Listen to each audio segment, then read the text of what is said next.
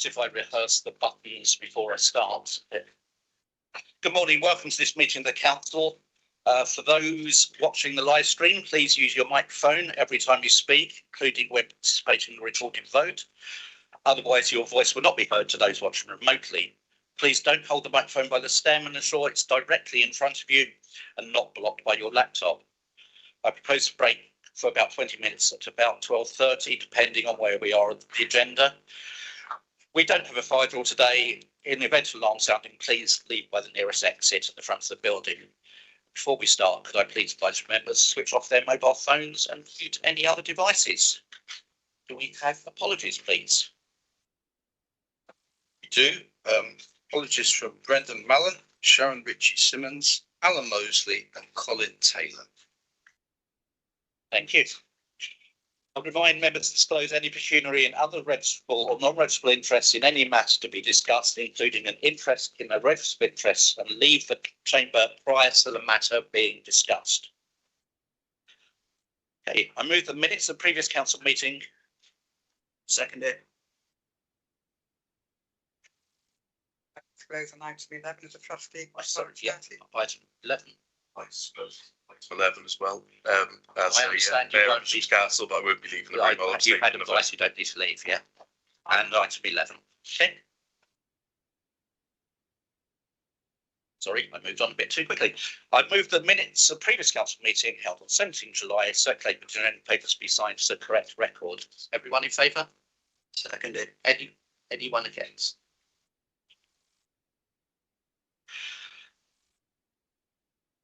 Receive any communications, Chair, Vice Chair, Head of Paid Service. Councillor Kidd. Microphone. Right, this is just to announce that today we will have Tanya Miles with us as the interim chief exec, as Andy Begley has left the service. So welcome, Tanya, and thank you very much for stepping up. Thank you. Thank you. I refer. What I also forgot, sorry, yeah, is that Rachel Robinson will be acting in the interim as deputy chief exec. I refer members to the list of official engagements carried out by myself and the vice chair since the meeting of the 17th July, circulated by email. Petition. A petition bearing over 1,000 signatures has been received from Sean Powell requesting a debate under the council's pension scheme. The petition urges the council to prioritise funding, find sustainable financial solutions and explore partnerships that can safeguard the future of Team at Leisure's offerings. The petitioners will be allowed 5 minutes to outline their case, after which there may be a debate of up to 15 minutes. The portfolio holder, Councillor Owen, will reply for the council. Can I call Sean Powell, please, to the lectern?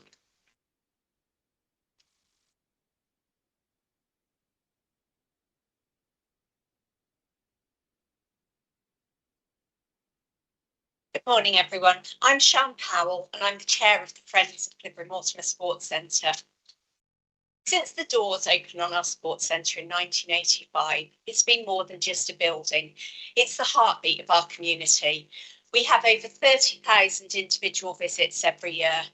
We have 190 dedicated members, and we support 26 local sports clubs and groups, with the centre that stands as a symbol of health, connection and opportunity in our town. The centre currently faces planned closure on the 3rd of December, which is just 70 days from today, because of funding cuts from Shropshire Council. We've actually raised a petition with over 1,700 signatures, and I'm here to ask you, as the council, to support the ongoing provision of these facilities. The Sports Centre offers a safe, inclusive space for people of all ages to engage in physical activity. From badminton and football to yoga and volleyball, the variety of sports and fitness opportunities helps thousands maintain their physical health, build friendships and develop lifelong habits of well-being. The benefits of sport extend far beyond the physical. Regular participation in sport is proven to boost mental health.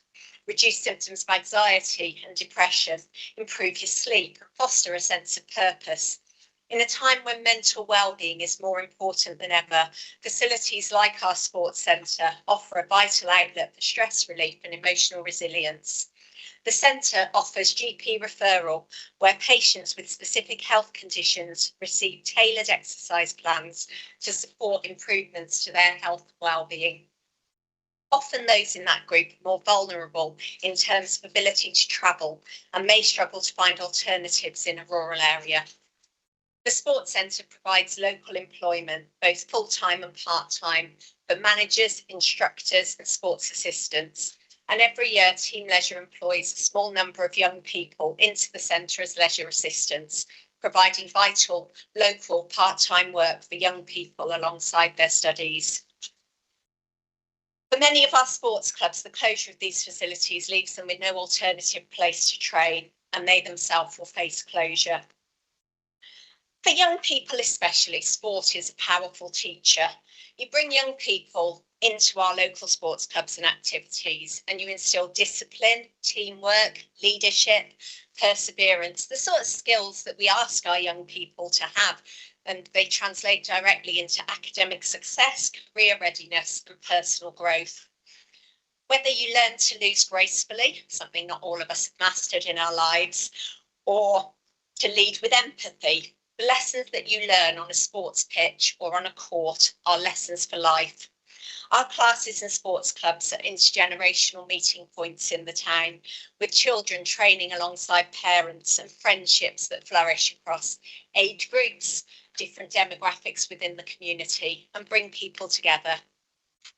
For a rural community like Clibbury Mortimer, where incomes are generally low and access to alternative facilities is limited, with long travel distances to the next town, the loss of such a hub could have long-term consequences for public health, youth engagement and social cohesion.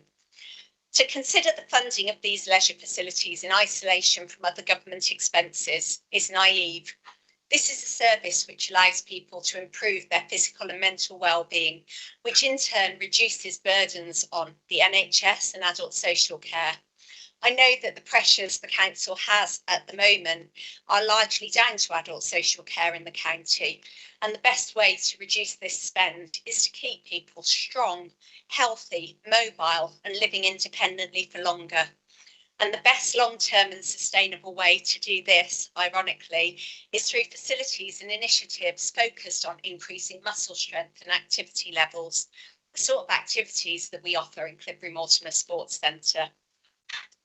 On behalf of the Friends of Clibbury Sports Centre, the local residents and our local sports clubs, we're asking you as decision makers to firstly reconsider the cut to budgets. Secondly, whilst we're kicking off fundraising, we would also ask for the council's support of our town council in reviewing the precepts for next year to support some of the funding gap. And finally, we would ask if the council would consider underwriting some of the costs that we need to meet for this financial year against our fundraising, so that we don't need to close. We'd need to give notice in literally a matter of weeks to the staff if we're to close in 70 days. Clibbury Sports Centre isn't about exercise, it's about community, and our community deserves these facilities to make it thrive. So we just ask you for whatever support you can give us to keep this service operating. Thank you very much for your time.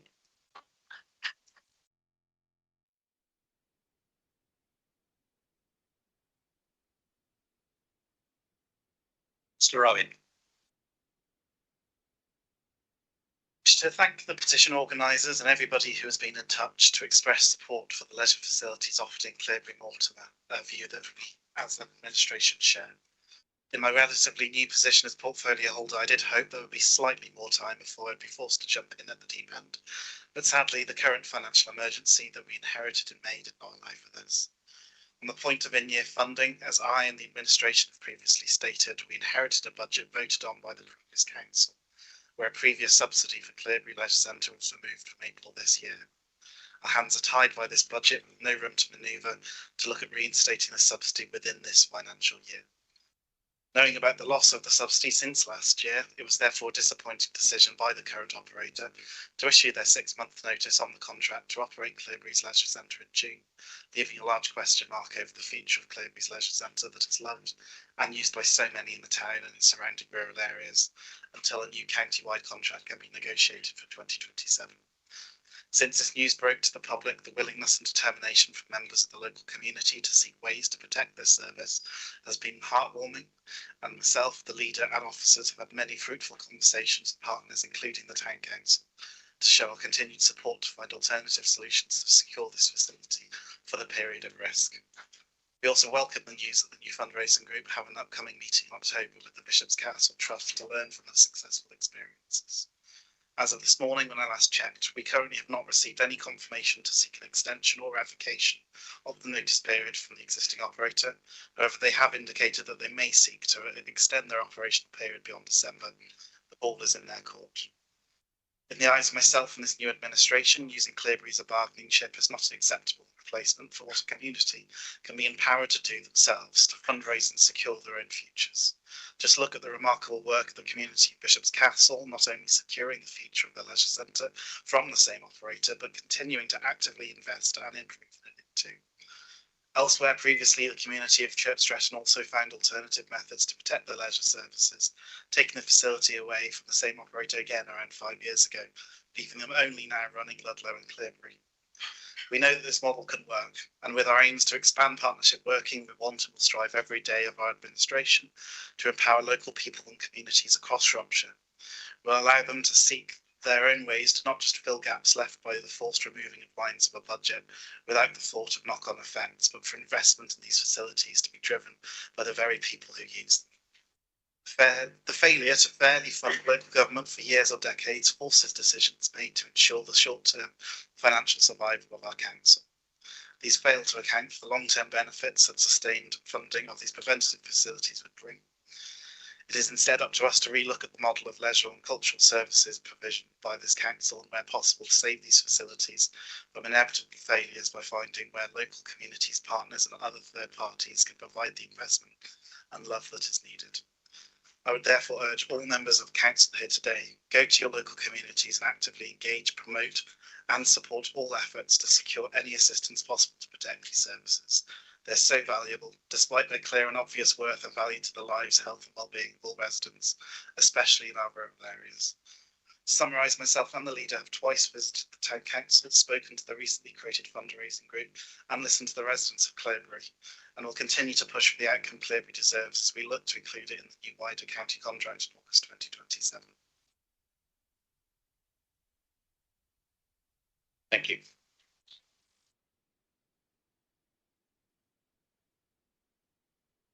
Andy, Councillor Bullington. Thank you, Chair. Clearbury, like Ludlow, is run by Team Leisure, which is a not-for-profit company. And basically, they nearly break even. And nobody is siphoned off, but they nearly break even. Ludlow operation is subsidising Clearbury to the end of this financial year by £33,000. And what we need to do is to ensure that these very valued leisure centres, and they are valued, but they do run well, they are supported well enough. Now, of course, we have to go to the community, and that will happen. I note that the contract, it says in item 8 that there will be review of the leisure services contract. And what I'd like to see is an end to the last administration's policy that one size fits all for the whole county, and that everything must go out to commercial contractors, which is the only sort of organisation that can cover the whole county. We're about localism as an administration. We need to work locally and look at local solutions. I'm confident that we can build a measure for Ludlow, possibly Clearbury, that continues. But We don't need to be overrode by a county-wide direction. That's the old administration's policies. We should abandon. Councillor Dean. Thank you. It's a question really to the portfolio holder. So I quite understand that the revenue situation is in crisis, and therefore your position on that. But as we see with the paper from Bishop's Castle, there's opportunity there to invest capital in order to put Bishop's Castle's facilities on a more sustainable footing through introducing renewable energy. Is there not the opportunity for some sort of capital project to put Cleveland Mortimer Sports Centre on a more sustainable footing, such that whilst that might not, realise results by December, it might convince the operator that it's worth hanging on until such a project comes to fruition? Thank you. Did I see you? Go on. Who's one? Did you?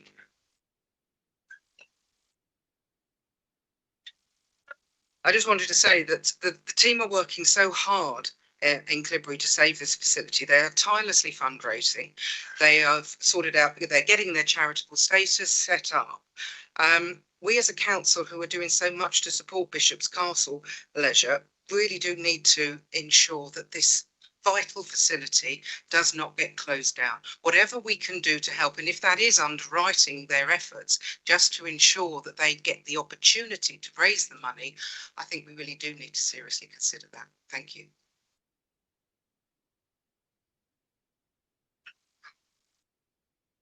I think the suggestion to Pat Davis. Davis, Unitary Council for Clibbury Mortimer.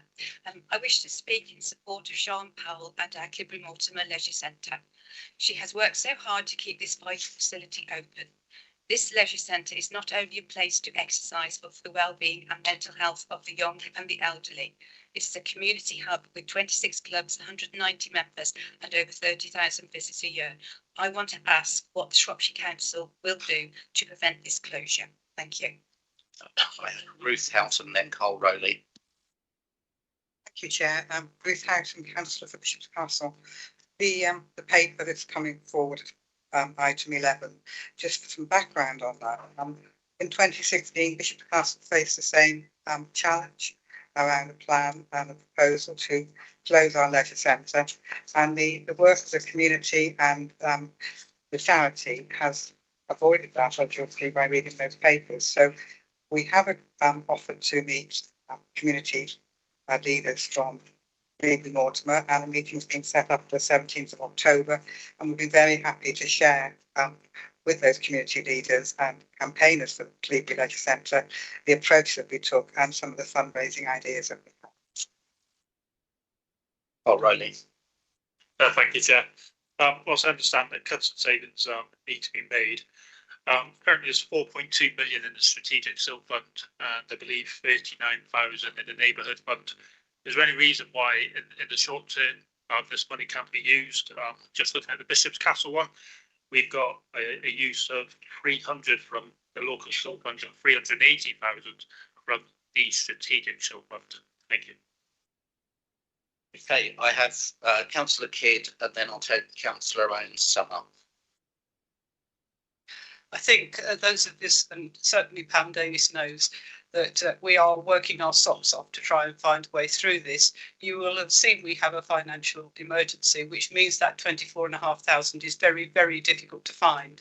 And when we have in place, as we will talk about later, an improvement board in place, we will have absolutely no room to manoeuvre as we have now.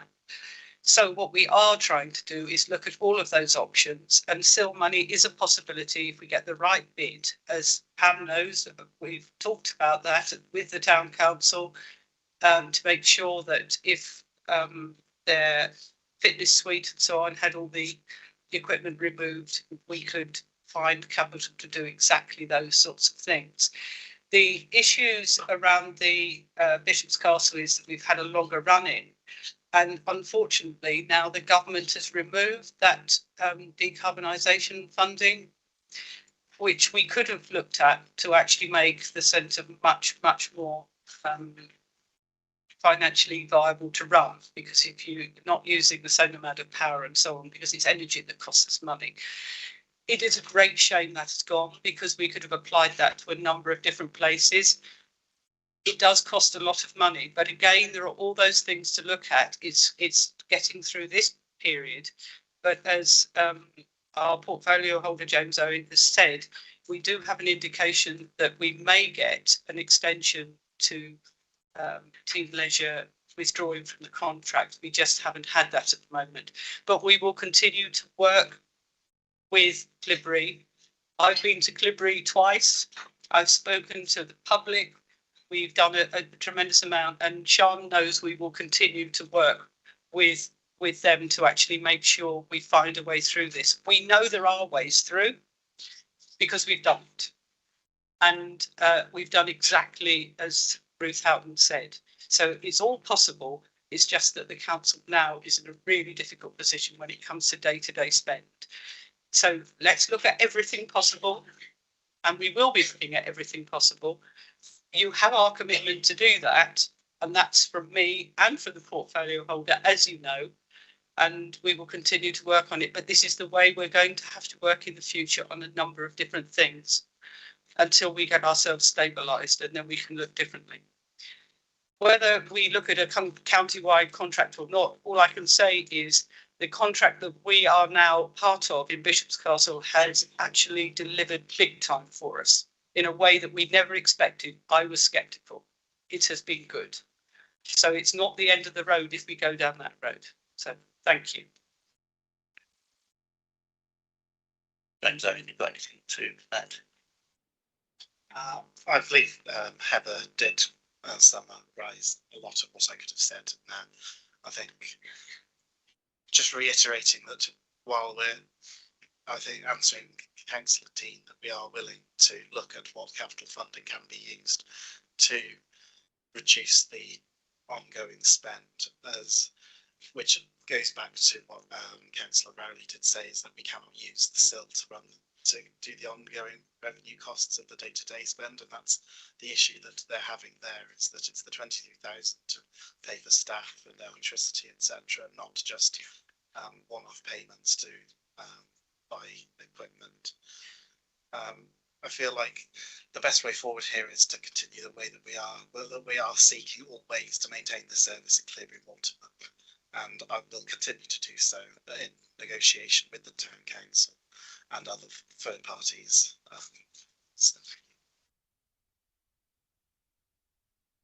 Thank you. Okay, in accordance with Procedure Rule 14, we'll now deal with questions from members of the public in accordance with the revised procedure rules. Service Director, Legal Governance and Planning will read out the public questions received from members of the public who are not present. The relevant portfolio holder or committee chair will respond to the questions. We have 6 questions. The first from Reverend Paul Cawthorne, who I believe is not here. Can you read it out?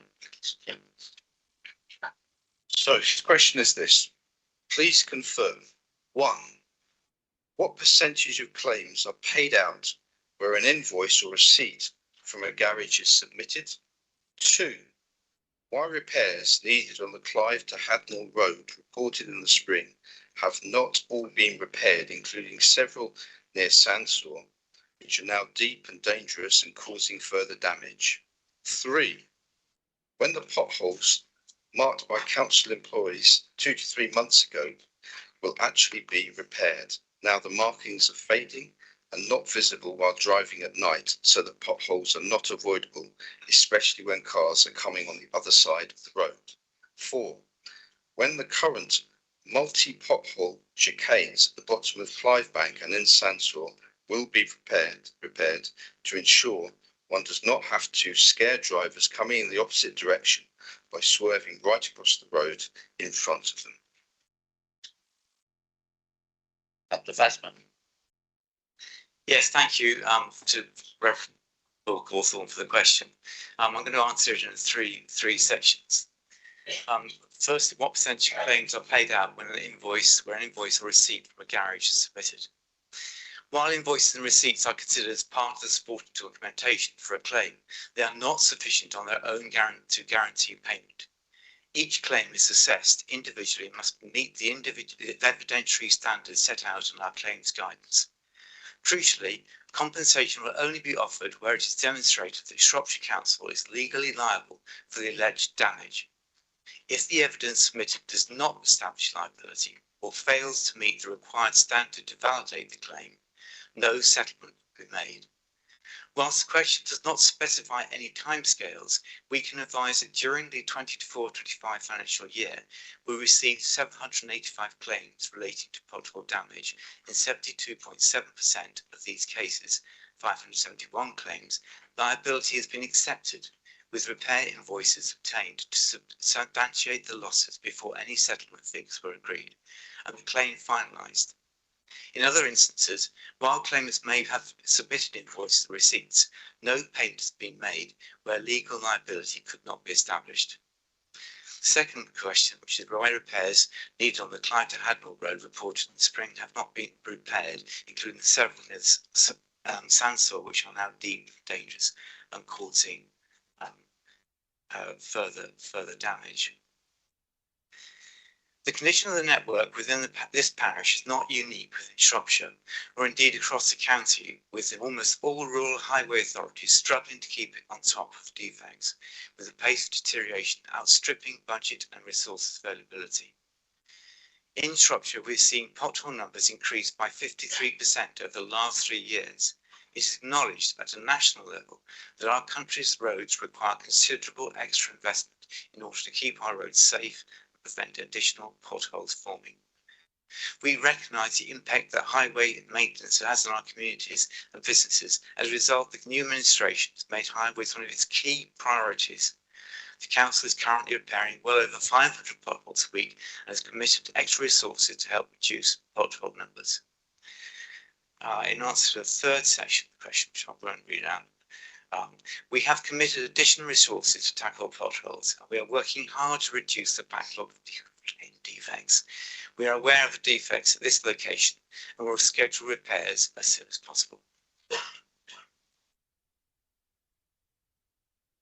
Okay, moving on. Question from Emma Bullard from Sustainable Transport Shropshire. If you could come up and ask your question, please.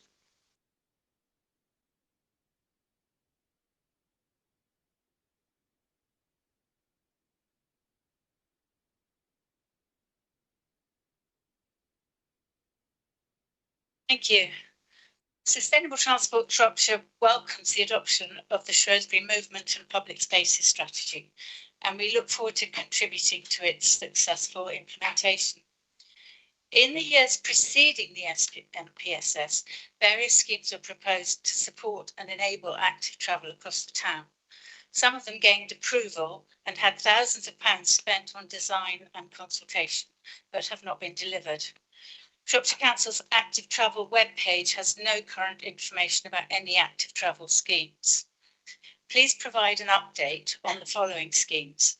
Are they going ahead or have they been superseded by the Movement and Public Spaces Strategy? And if they are going ahead, please give details of the timescale. Firstly, the local cycling and walking infrastructure plan. How will those proposed routes be prioritised for delivery? Will they be incorporated into the local transport plan LTP4 so that they're a factor in future developments? Secondly, the Bicton active travel corridor, including the Cromiel Lane Point closure. The intention was to enforce this through automatic number plate recognition, but it is still not enforced. Fourthly, Bank Farm Road and Longdon Road. A government grant was used to design improvements here and got approval from local residents. Number 5, the Cockthorne Road crossings and the Port Hill 20-mile-an-hour zone, which has been approved but still not delivered. And lastly, the Weir Hill development to London Road connection, which there's more houses proposed there. We welcome the news that a new active travel manager will start work soon. In addition to the schemes already mentioned, will this officer also have input into other developments, such as new housing and employment, and the Royal Shrewsbury Hospital expansion, where there is an important active travel component? Thank you. Thank you. Councillor Wilson. As you rightly point out, there has been too much promise and not enough delivery. The points exemplified by the list of incomplete schemes in the question. We aim to change that, but unfortunately, this is the climate of financial constraint.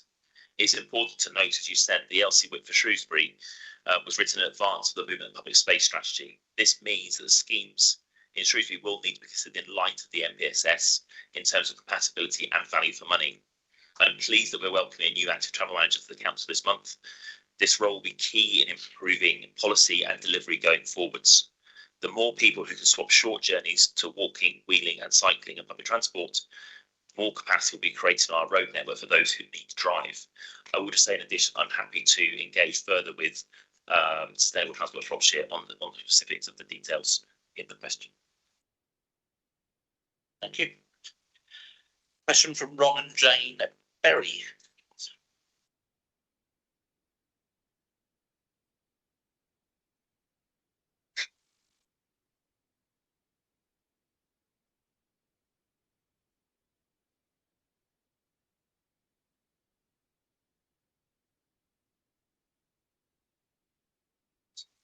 Question about what's usually known as divestment.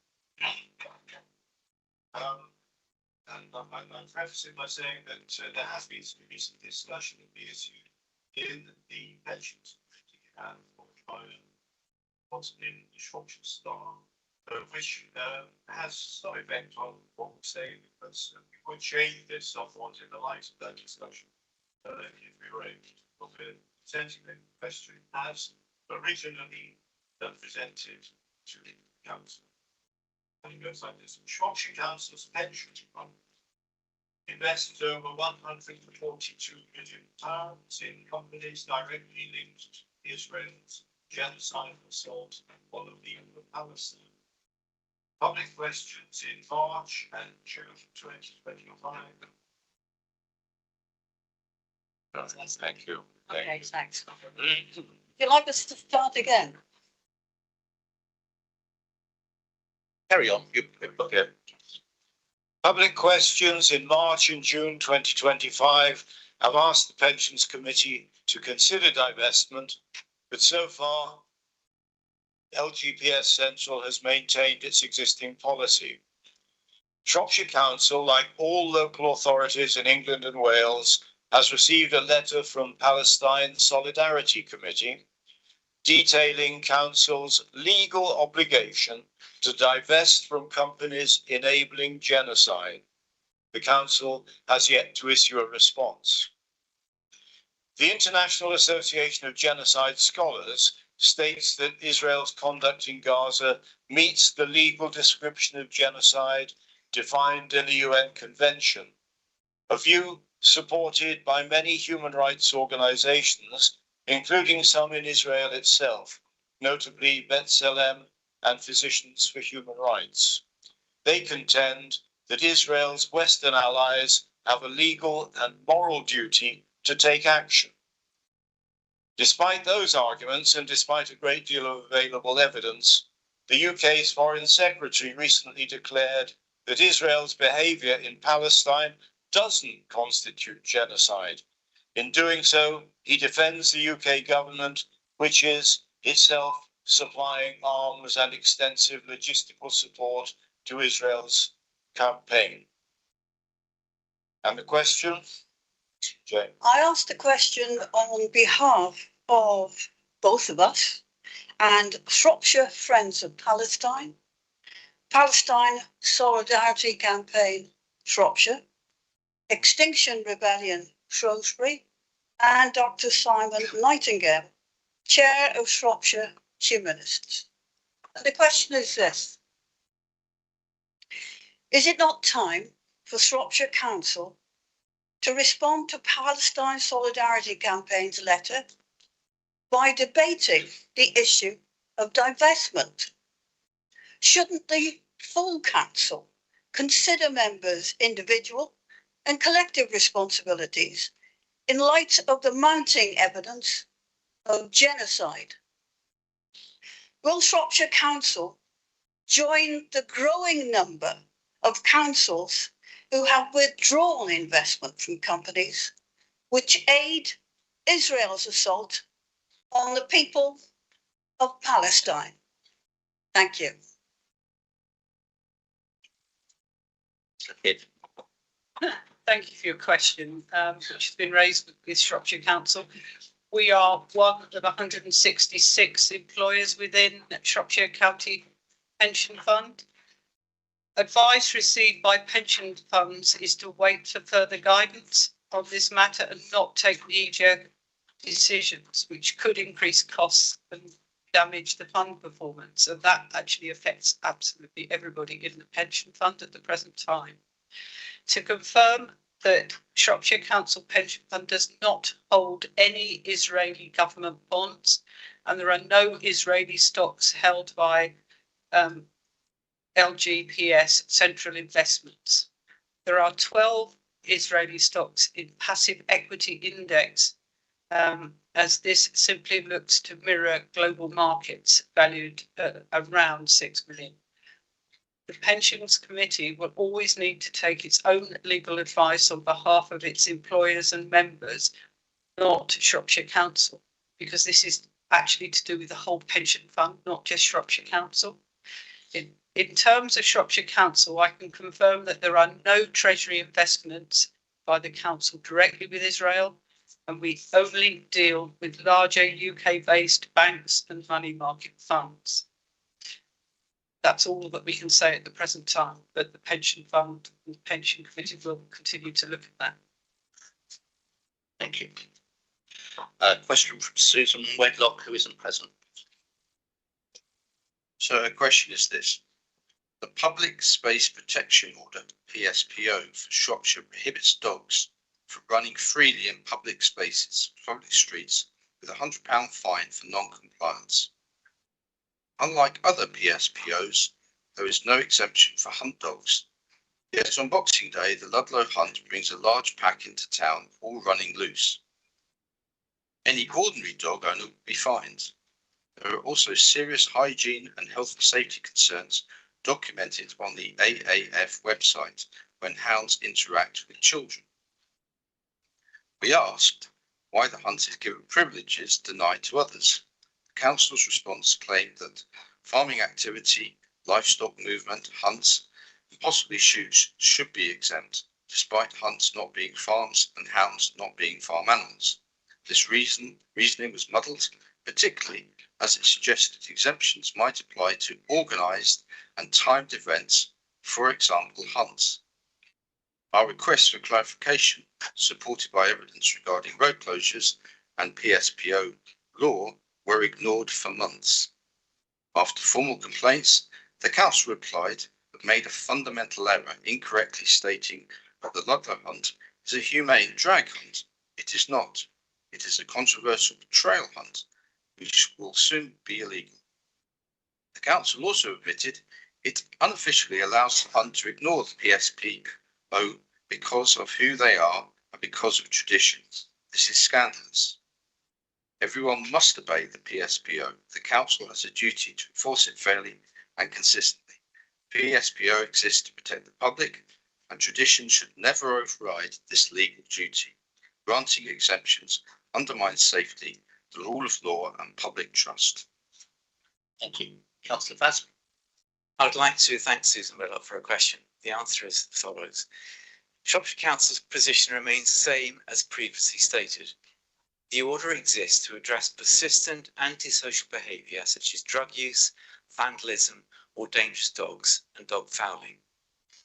There is no evidence to suggest any antisocial behaviour associated with this organised event by those taking part or attending. Trail hunt hounds are not dogs at large in a public space. They are under professional control and brought into the area briefly and with advance notice and planning. Trail hunt hounds are professionally trained, monitored, vet checked with high welfare standards. We note your concerns with safety, however. The Ludlow Boxing Day has met peacefully and successfully for many years, and there is no evidence of harm from large numbers of dogs being at this organised event. In the UK, trail hunt hounds, like foxhounds used in trail hunting or other working packs, don't fall under the pet dog regulations. Their welfare is mainly overseen through self-regulation by hunting organisations rather than direct statutory law. Shropshire Council affords all communities and groups the same entitlement to hold public events within our area of responsibility, with each application assessed on a case-by-case basis.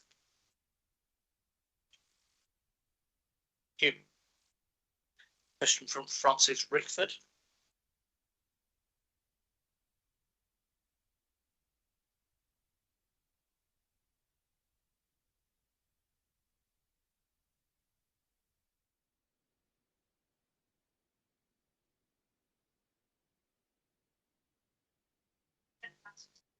Right hand button. There's two silver buttons on the front. So, Okay. My question is to ask the council what plans, if any, there are for regulating the proliferation of self-contained holiday accommodation in the county, which would mitigate the impact on residential neighbourhoods in some places and on the availability of homes to rent. Some English councils, for example, Wiltshire, now require a change of use planning permission when a residential home is being converted into a full-time Airbnb style business. Does Shropshire have any plans to do this or take any other measures to regulate the growth of these businesses? And if not, why not? Councillor Walker. Thank you for the question. The last government were looking into introducing a new use class or planning category and registration scheme for short-term holiday lets, such as Airbnb, which would have the impact of limiting the use of a dwelling in this way to 90 letting days a year. This has not been brought forward as yet by the current government. Short-term holiday lets are seen as an integral part of the UK visitor economy. Holiday cottages, homestays and self-catering apartments have long catered for the needs of tourists, those travelling for work or people in need of overnight accommodation. Nationally, there has been an emergence of the sharing economy and digital platforms to facilitate short-term letting. They can, however, when there are too many in one location, have the effect of hollowing out communities by impacting on the availability and affordability of local rented housing and increasing house prices driven by additional demand from owners for short-term lets, as well as those used, for larger parties, which can lead to antisocial behaviour. We are in the early preparation stages of the new local plan, and we will review any evidence as part of this process. If it becomes clear there is an issue to be addressed, and we do not currently have any data to suggest that there is an issue in the county, then we will consider a localised policy subject to the introduction of new relevant legislation which would set the parameters for this type of use. Planning applications for change of use from domestic houses to short-term holiday lets, where a material change of use has occurred, will be dealt with on their own merits in the context of local and national policy, although many short-term holiday lets do not require planning permission, and this requires legislation rather than policy to change. Thank you. Question from John Palmer.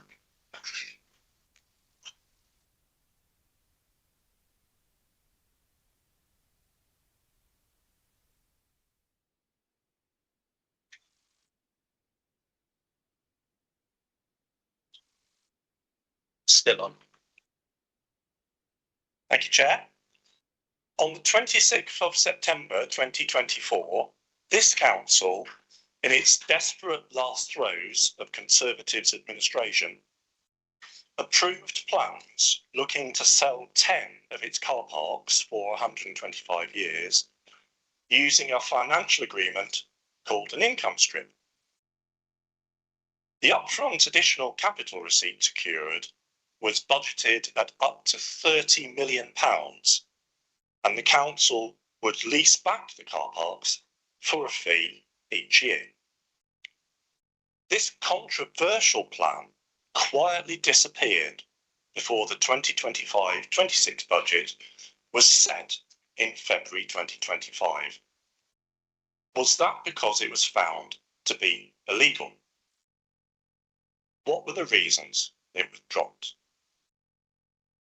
Can the current council confirm this idea is definitively consigned to the dustbin of history? Or is a revival option not ruled out? Councillor Evans.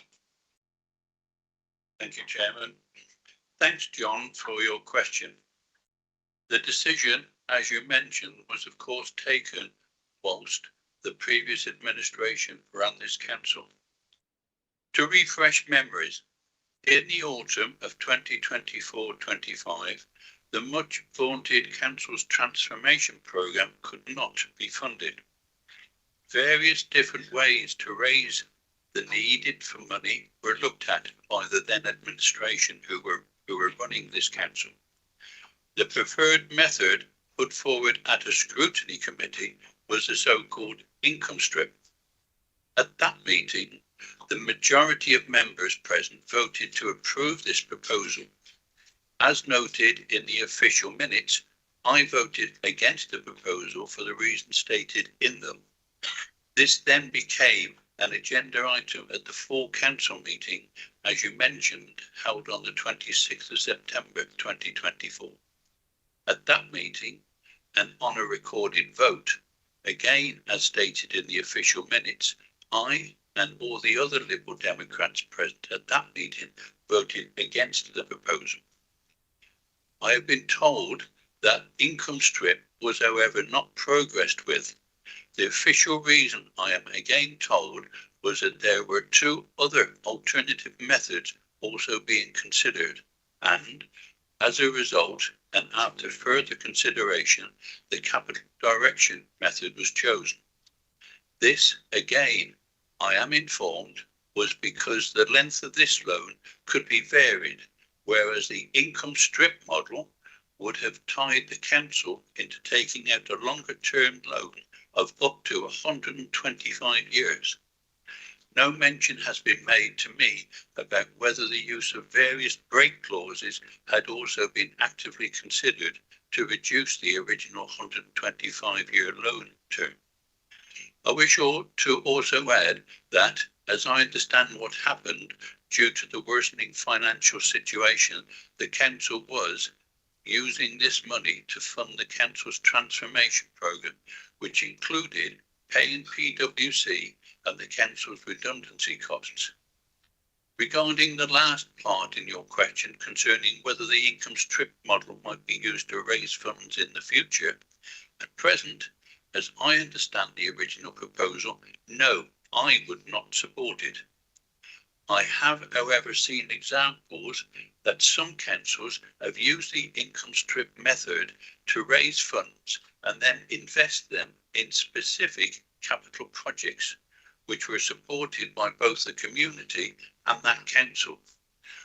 This must also generating extra income for that council. I do therefore remain open to further discussions and will continue to seek clarity on those matters to best represent the interests of both our council and our community. My priority will always be to ensure transparency, fiscal responsibility and strict adherence to appropriate rules when decisions of such magnitude are placed before this council. Thank you. Thank you. Okay, we have 6 members' questions in accordance with Procedure Rule 15 from Councillors Waite, Marston and Hancock-Davies. I'll ask each member to read their question and the appropriate portfolio holder will give a response, and then the member will have an opportunity to put a supplementary question from Councillor Beverley Waite, please. Thank you, Chair. Councillor Beverley Waite, Ludlow East. As cars continue to increase in size, will the council give consideration for larger spaces, particularly for those with babies and young children, as is commonplace in supermarket car parks? I understand that this would be a revenue implication for such a measure, but I am concerned that residents with young families are being unfairly treated. Councillor Wilson. Car bloat is a well-recognised phenomenon.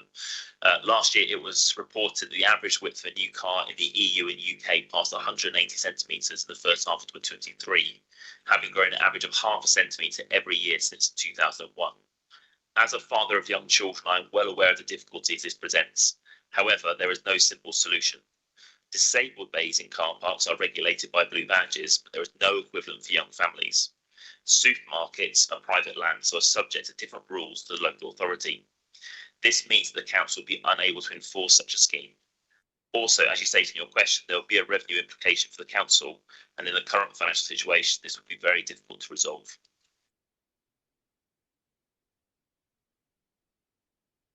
Do you have a supplementary? Thank you.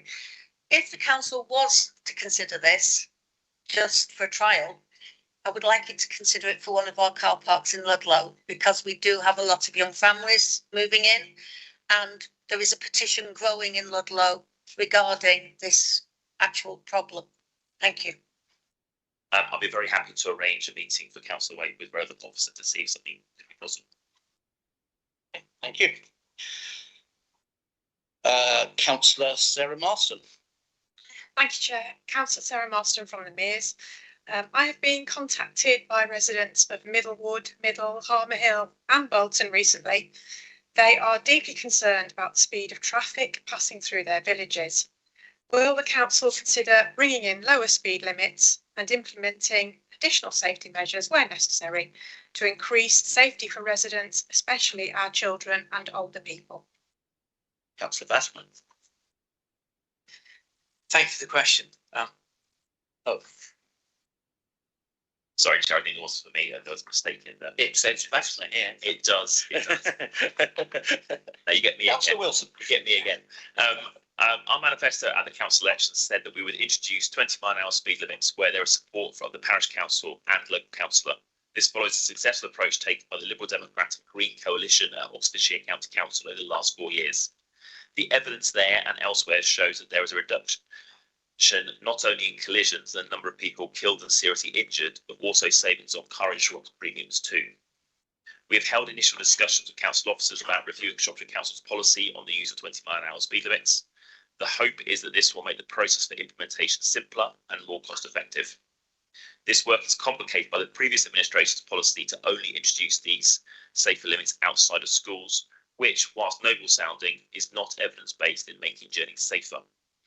We will share more details about how this review will impact existing proposal for 20-mile speed limits and the schemes as soon as possible. Thank you. I'll speak to you as well. I have a number of villages offer exactly the same thing. Question for Councillor Harry Hancock Davis. Thank you, Chair. Good morning. Shropshire Council has declared a financial emergency whilst millions in unpaid council tax and business rates remain uncollected.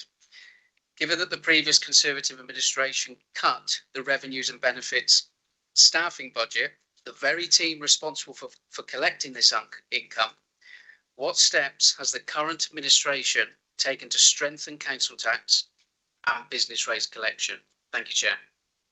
Councillor Evans. Thank you, Chairman. My thanks to Councillor Hancock Davis for raising this important question. I too am concerned not only within this department, but in many other areas of the council where teams have been reduced in numbers under the previous administration and their efforts to use any means possible to reduce costs. We will review this policy and look more carefully across the whole authority in how we deliver a balanced budget. Staffing numbers will have to change up or down. We aim to do this in a more considered way to that was done previously.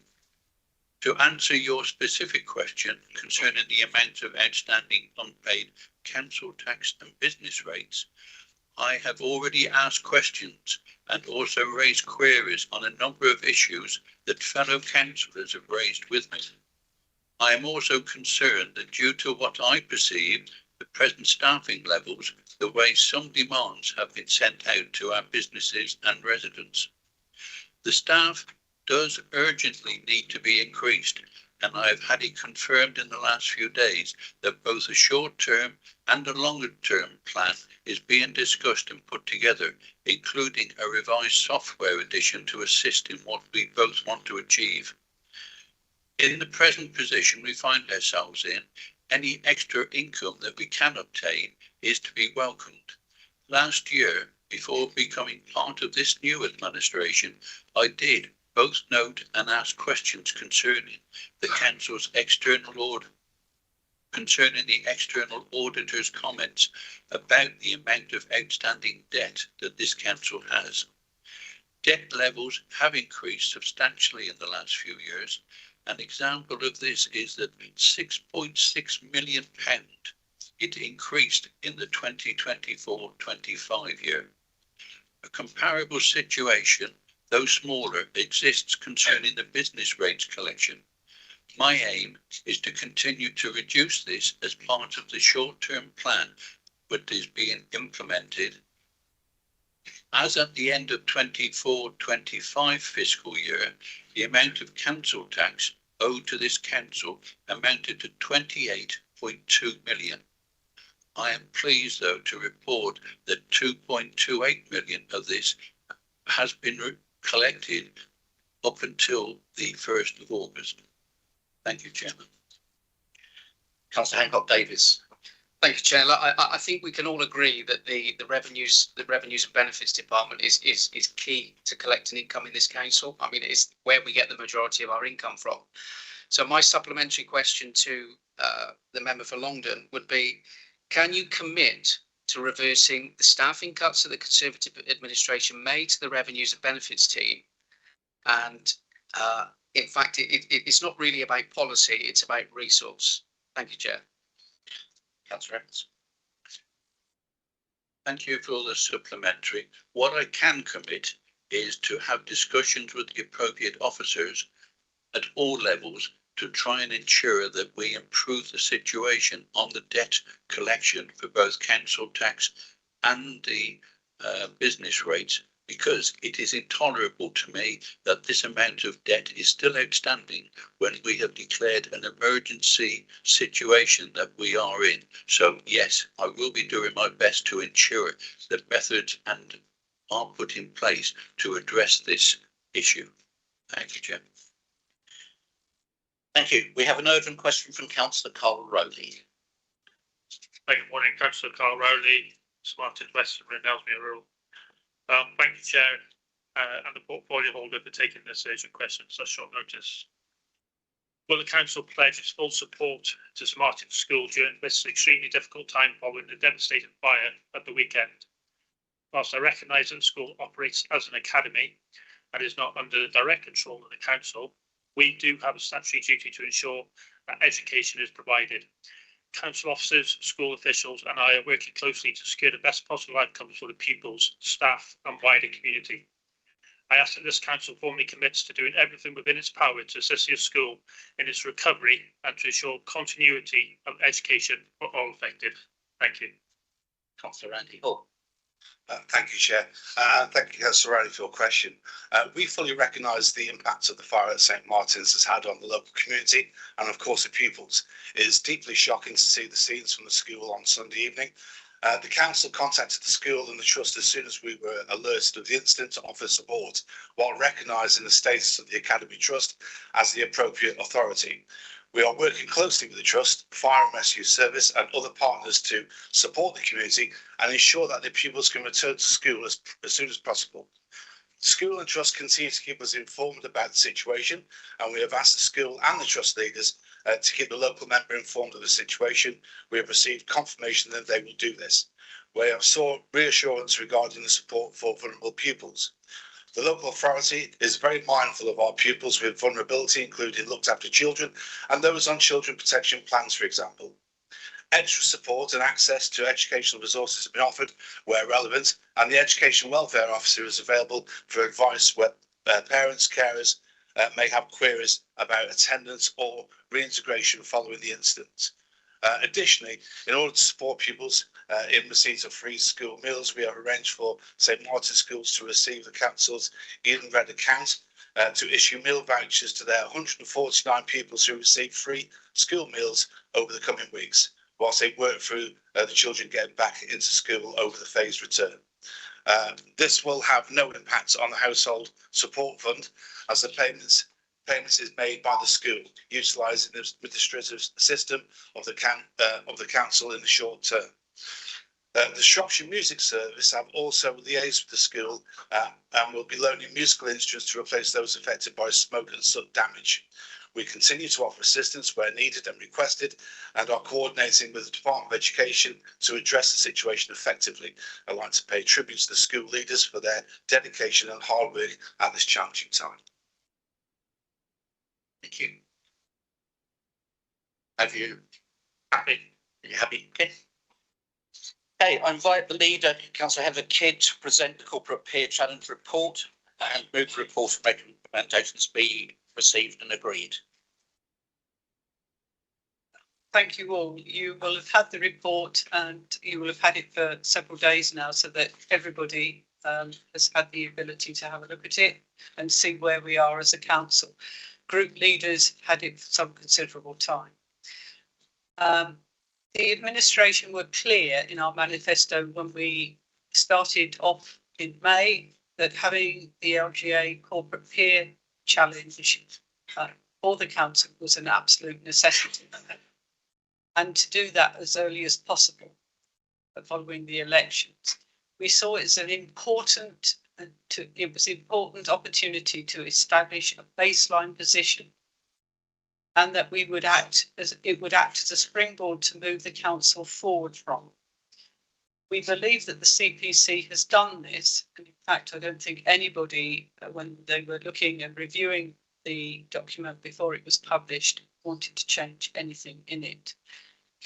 It was a challenge for the council and the LGA to deliver a successful CPC in a 6-week time frame, but we succeeded.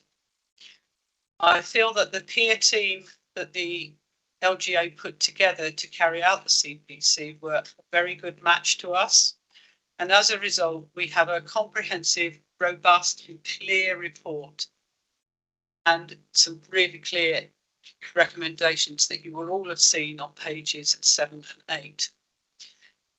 The 10 recommendations and the key issues and findings throughout the report provide a strong focus for us all to come together around. It is our council supporting our communities and our staff. And you will have noticed in it, there was quite a significant area around our staff and also where we are with all of that. It will take us all working together to meet the challenge we face to deliver financial stability and sustainability. Ensure that we are one council where all officers and members recognise their roles and contributions to achieving the priorities and outcomes of residents, communities and the council. We have started work to address the recommendations already.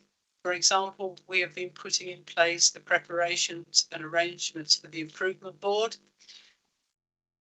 You have received there are draft terms of reference, and we have been modelling options for the exceptional financial support that the council will need to work through over the next 2 or 3 years to make sure we do become sustainable. We need to be on an even keel in the medium term. That's about 3 years. Really. We know that there needs to be a robust plan. We will deliver recommendations from the CPC and the most recent regulatory inspections. We have established a phased approach based on a single integrated corporate plan that will develop over the coming years and incorporate the projects, programmes and other actions to deliver the priorities and outcomes of the council. That is why you have the next paper, because you need to see what our priorities are as an administration. New directions paper that's there, you will also have read. And that is an important part of all of this, because it will be used to develop the corporate plan. And that has to be a living document. It can't just sit in aspect once we've delivered it, because all sorts of external things will change as we move along, not least funding from government, whether that's up or down. And in our experience, it's usually down. So it's been developed in several stages. We have the improvement plan, and that will form the first chapter of the corporate plan and includes actions predominantly built around the recent corporate peer challenge. The corporate plan will expand the improvement plan into a full but internally focused document, including actions to deliver the wider priorities and outcomes of the council over 12 to 18 months. And then we will have a partnership plan, and this will be more outward facing, place focused plan delivered with partners. This partnership plan will be co-produced with our wider partners and stakeholders, setting out a long-term future for the Shropshire area, the key deliverables and commitments to enabling and sustaining a prosperous and thriving place. I have noted in the report, in the model of paragraph 2.11, we have noted the partnership plan will start in 26-27. This is a typing error, and it should have been 27-28 because it will take some time to get that into place, going through all the procedures. So we have time. We will be working on developing the outcomes and priorities of the council, but we will need to ensure that we're all able to focus on our resources on delivering the improvement plan because we are resource short. The CPC action plan report that is addressing the 10 recommendations made by the peer team is going to the 15th of October cabinet. And then if following our discussion today, you reflect on the report and you have anything extra after today that you want to add in, please do contact me because it's really important we all bring things forward to add to it. Councillor Wagner, you're seconding. Do you want to speak now or reserve? Reserve my right, please, Chair. Councillor Thomas. Thank you, Chairman. I would like to begin by welcoming the Corporate Peer Challenge report. The new administration was right to invite the LGA in, and we are grateful for their work. The peer team's findings paint a stark picture of our financial position, one that demands emergency action. What we will defend is the record of dedicated Conservative councillors and officers who worked tirelessly throughout the previous administration to deliver essential services to Shropshire residents, often under increasingly difficult circumstances. The peer team themselves acknowledge that good services are being delivered day in and day out, and that officers and members should be proud of this. We also note the peer team's recognition of our strong performance in key areas. Our good Ofsted rating for children's services in 2021 became outstanding in 2025. Our adult social care being rated good by the Quality Care Commission, and our high-risk team won national recognition. These financial pressures did not emerge overnight. They exemplify the cumulative difficulties of delivering services in a sparsely populated rural county, rising demand for social care and unprecedented cost pressures that have affected councils nationwide. What matters now is not who created these problems, but how we work together to solve them. The report highlights cultural disconnections within the council and governance gaps that we all share responsibility for addressing. The lack of confidence in our savings delivery based on our past performance is a sobering assessment that we cannot ignore. Moving forward, the Conservative Group is committed to the cross-party collaboration that this report explicitly calls for. It was the Conservatives who originally called for this cross-party working, and we will remain committed to the process throughout. We support the establishment of an independently chaired improvement board, and we will work constructively on the development of a realistic medium-term financial strategy.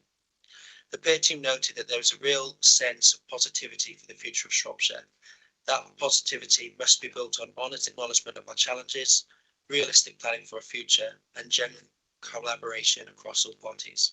And the Conservative Group stands ready to play our full part in that effort. Our residents deserve nothing less than our united commitment to making this council financially sustainable, whilst continuing to deliver the services they depend upon. That is the challenge for us all, and it is one we will meet together. We welcome and support all 10 recommendations. Thank you. Thank you. Councillor Dean. Thank you very much. 3 points really. Firstly, just with reference to the Corporate Peer Challenge report itself.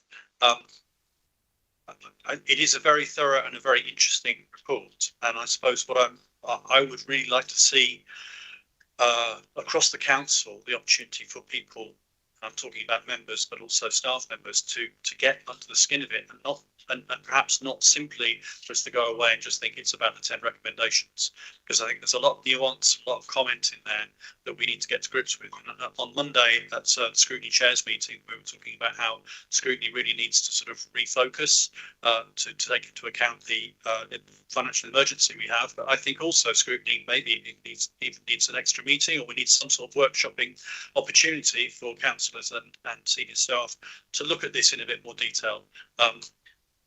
We don't have the time today to debate every paragraph, but I do think that there's a lot in there that would be of value for members and for staff to have the chance to discuss. So I really welcome some proposals, some suggestions to have some workshopping on it. That's the first point. The second point is with regards to the improvement. Sorry, the improvement assessment board, whatever it's called. I'm stumbling, and that's part of the point here. You know, that I think within our group there was some unease that we're ending up in a bit of a rock situation with the number of boards and committees and plans, and there is a danger in that. And so I just want to sort of raise that. Really, I think we recognise that we need to do something which is a little bit public. That having the outside chair probably helps us in terms of our argument with civil servants and all those sorts of things. But nevertheless, we just need to be careful, and in particular to draw attention to in terms of reference to challenge it says to challenge the delivery and direction of the actions contained within the improvement plan. So note to self, we need to be pretty responsible in using that particular right that you've given us within the terms of reference, and I'd say that to all the other members of that board. The final point is about your improvement plan, corporate plan, partnership plan diagram, page 4, which now I get that this is based on what the corporate peer challenge group have said, but it doesn't feel comfortable to me. So traditionally, a corporate plan is something which, as I understand it, is goes through a huge amount of consultation. You know, the Shropshire plan, as it stands, is our corporate plan, as I understand it. And to have a corporate plan which you are planning to put together by December feels uncomfortable, because if you are seriously talking about turning your manifesto ideas and everybody's responses to that for consultation into a proper plan for Shropshire by December, that feels very unrealistic. Whereas having an improvement plan, we clearly need that. And then the partnership plan, there is the risk that title begins to sound a little bit like an abdication of responsibility. So I just think maybe it's a nomenclature, maybe it's a naming issue, but I'm just a little bit uncomfortable about the fact that you think we can have a corporate plan by December, when we really need to do something much broader to consult on the future direction for Shropshire. Meanwhile, we need the emergency plan, which is what the improvement plan is, I assume. It's good to hear that we're going to have the action plan by the 15th of December, to have the final plan in there, 15th of October, I beg your pardon, because, you know, as we've been saying all along, we need to see the actual measures which you're going to propose to solve the short-term and medium-term crisis, and at the moment we haven't seen any. Thank you. Thank you. Councillor Halliday. Thank you. And I think the corporate peer challenge report has thrown up some really interesting points here that we need to look at, and I think overall this is a good start and a good response to it. I really just wanted to highlight the role of audit and the audit and governance committee within this, and within the responses that we've had, including from the LGA. It is clear we've had 6 years now of limited assurance for the council, and what that basically means is that our internal governance, so our checks and balances, haven't been working as they should do. And I understand that we've had some really tough financial times, but there are other councils experiencing those tough financial times who do not have 6 years of limited assurance from our internal audit teams. So I guess my point is I would probably just like to see a little bit more emphasis on that within both the response here and also in the follow-on report, in terms of the way that we look at internal audit. The outgoing chief exec did not come to the audit committee, I believe, once in his time as a chief executive, and I would really like to see strengthening. I think we have a new opportunity now, and I think this is a really good point to look at how audit can help. You know, audit also has a role not just in governance but in assessing value for money, and so I just wanted to ask that there's a really strong emphasis on auditing the government in the response that I have. I'm not saying it's not there, but I would like to see it strengthened. Councillor Dartmoor. Thank you. We welcome the CPC and the findings, and thank the LGA team who carried out their work swiftly and efficiently. Thank the administration for bringing them in so quickly.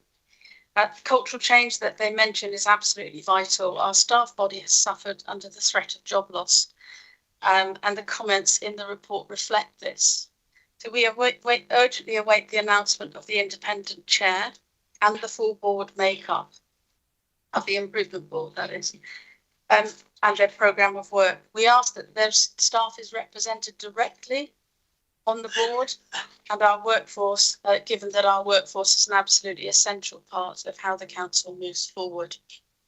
We're keen to contribute positively to the board. We would like to ask who will chair the board, when will it start its work? Nothing at the council is more important. Thank you. Councillor Rowley. Thank you, Chair.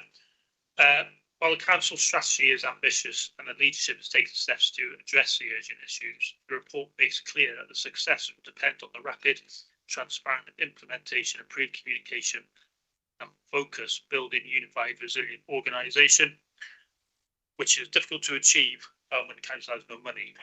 The risks are significant without sustained attention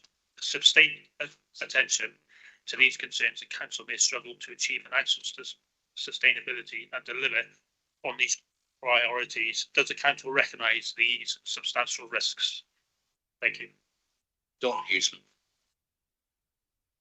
I just want to say that we support the recommendations and we are already working cross-party to do what we can to help ensure that the council doesn't have to submit a 114 notice. We will continue to support efforts to create financial sustainability for the benefit of all of our residents. Thank you. Yes, thank you. I just really want to summarise. It is a very, very difficult situation. It's probably an existential challenge to the council. So none of us, I think, underestimate the problems that we are in. But I think we need equal attention to three facets. One is about planning. We need a roadmap, a sat nav, call it what you like. So we do need to have good plans. But that's only one of the three things that we need. And like just like fear is dominating slightly too much. The second thing is to actually do something. We've just got a letter from Grant Ford, our external auditors, on the 15th of September, saying difficult decisions need to be implemented without delay. Time has run out, and I have to say I don't know of any proposal since May that would significantly reduce our costs, rate cuts, if you want to put it in those sorts of terms, or increase income. And I understand you had a budget from the last administration, but that can be changed. If you need to change that budget, if we need to review car parking income, need to review green waste charges, you can change that budget in order to generate the income or to reduce the expenditure we need to do the urgent work to make our books balance. And then finally, just to add to what Kate was saying earlier, it's about controls. All of these things are useless if your car isn't properly serviced and you haven't got controls. And brilliant plans, you can have urgent action, but we've had 6 years now of limited assurance. That tells us, and the comments on the from the peer review says there's no apparent appetite to rectify this. We cannot have that situation. That's our failing. We can blame the government for resources, but it's our failing that our own internal auditors for 6 years are saying there's no appetite to rectify our own internal control environment. So we need to get the check right. So it's about planning, it's about doing, but it's about checking, and we need equal attention to all three. Councillor Wagner. Councillor Kidd wanted to come back on a couple of points before me, if that's okay. I agree in many respects, Duncan, and actually we've had tremendous support from the LGA and actually funding coming in to help us. We do have a capacity issue within the council at the present time. And without that extra funding coming in from the LGA and appointing people to help with the planning and so on, we would be in a very different place than we are now. So it's not that we have sat on our hands and known what was in the report. We've actually moved all of these things forward.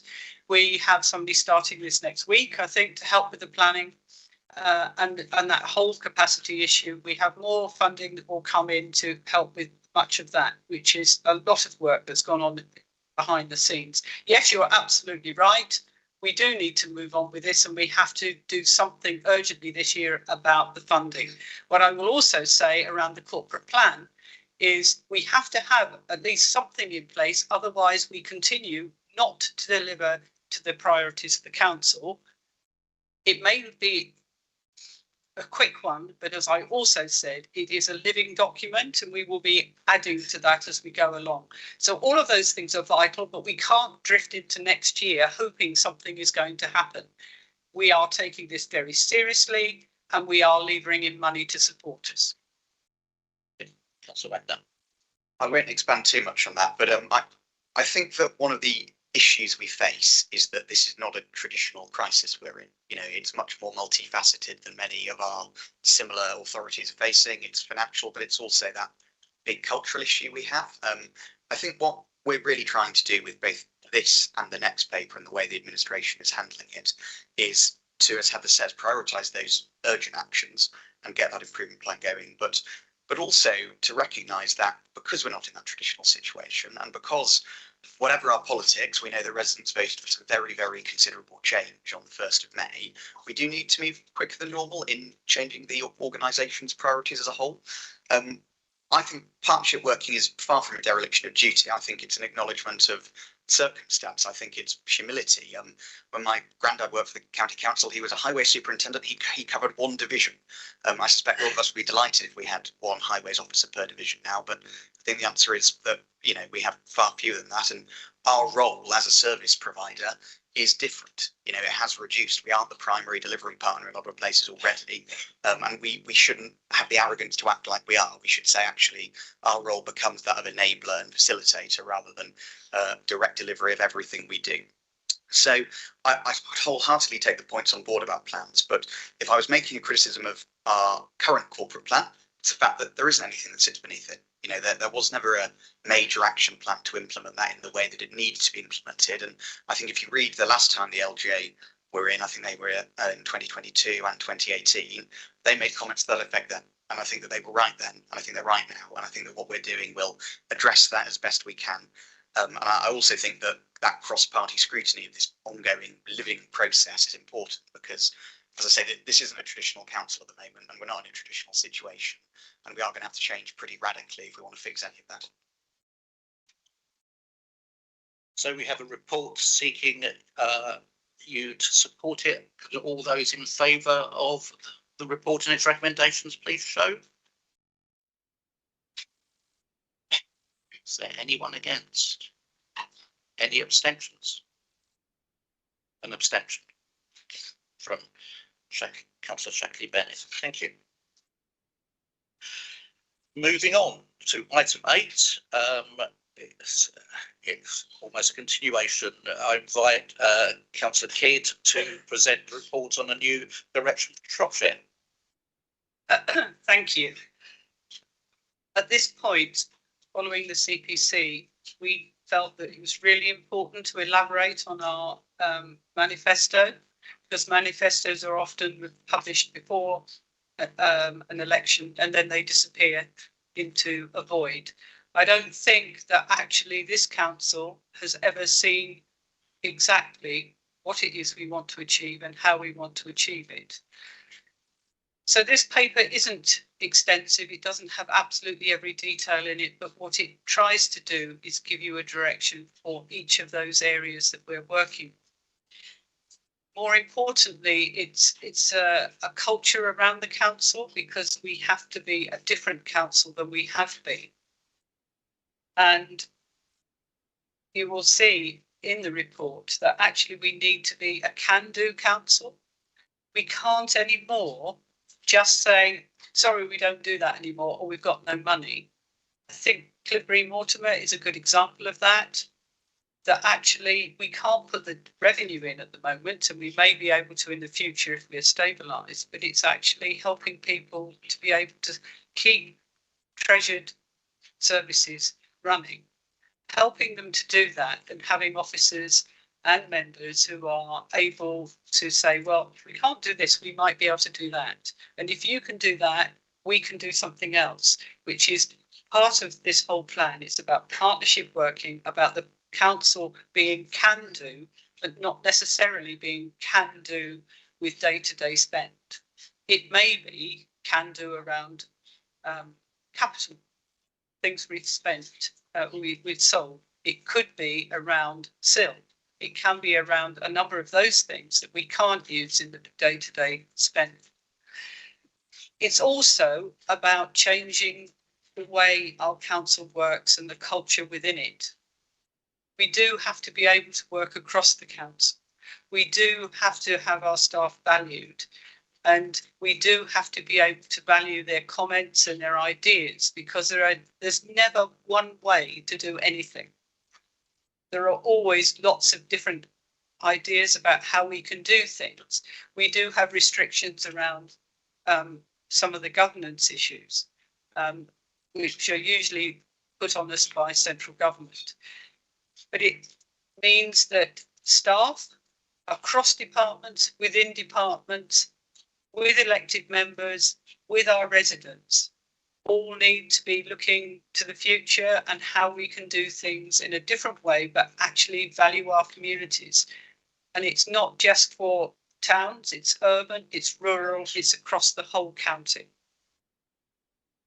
So this first year or so will be quite difficult because of the financial crisis. And we will, as it says here, have to stabilise our finances. But it doesn't stop us from doing those other things that I've just outlined. I will assume that you've actually read the rest of it. We're willing, Alex and I are willing to take questions and all of that. But we're also willing to take ideas that fit with what we want to achieve for the future, because literally there are other things that we do need to achieve, but many of those things will be curtailed in the short term by our financial stress. Thank you. You reserve your right. Yes, I am. Edbird. Thank you, Chairman. Councillor Bird for Shiftboss. So I'd like to start by congratulating the administration on its first 100 days, although from what I've heard so far in this meeting and previous meetings and other committees, what I would like is to hear can do and take some accountability. Whilst your new direction outlines very broad aspirations, it is light on concrete delivery timelines, measurable targets and detailed costings, like quite a few items in general. Where are your SMART objectives and how will your success be measured? The document repeatedly uses the phrase, as Councillor has just can do council. You could argue that shifting responsibility for key services to town and parish councils is not a can-do approach, but rather an admission that Shropshire Council can no longer deliver these services. As a town councillor in Shifnal, we in the town believe we do have the resources to deliver some of those local services effectively, and our fellow town councillor welcome that opportunity. But I'd like to understand what assessments have been made, whether town and parish councils, as well as voluntary groups, have the financial resources, staffing infrastructure, volunteer capacity to take on these new responsibilities. Because many of the smaller parishes have only one part-time clerk or staff member. The document mentions providing officer expertise and capital investment, as we've alluded to already. Are these resources sufficient, or will they create an unfunded mandate on the local communities? Likewise, if services are not delivered, who is ultimately responsible? Thank you. Thank you. Councillor Dean. Thank you. I'd like to thank Heather Kidd for this slightly expanded version of your manifesto. Very welcome to see it, especially as I actually couldn't find your manifesto for the elections, probably like many other people. So it's good to see it. I do think it's slightly cheeky to ask the council now to vote for your manifesto. Because in reality, that is what you've given us here, and as I say, it's welcome to see it. But what it isn't is it's not a corporate plan. It's not gone through, officer examination. It's not gone through, as the last councillor said, we don't see timelines, we don't see plans. It hasn't gone through consultation. When we get to that stage, then we may well be on the same page as you. But I think we'll be sitting on our hands on this one because you are effectively asking us to sign to endorse your manifesto, which is slightly odd. I do want to pick out just a couple of points within it, though, in particular, just very quickly. So one is I really welcome in the section under adult social care, the focus on prevention, early intervention and reducing demand. There is clearly, without wishing to embarrass our new chief executive, there is clearly capacity at the senior leadership level in that department to take us forward. That seems to be generally agreed, which is fantastic. But it would just be nice to begin to get a sense of what that really looks like. There are a lot of interesting models out there. I'm no expert, but I've sort of read bits about the liberated model, relational care, and all this sort of stuff. It would be, I think, members would welcome to see what that preventative care really begins to look like. The second one is to do with the economic development. So it says in there, develop a new economic growth strategy and get Shropshire working plan. And that's all it says in terms of our economy. Well, our economy is pretty important, isn't it? And one of the pieces of work that needs to be taken place over the next few months is an economic assessment in order to inform the local plan. So we need a fairly substantial piece of work to consider what sort of economy Shropshire wants. And I'm sure, our group will have very strong opinions on that, and so will many other people on what a sustainable Shropshire economy looks like. So I would hope that we will see quite soon a piece of work to help develop an economic strategy for the county. Thank you. Councillor Halliday.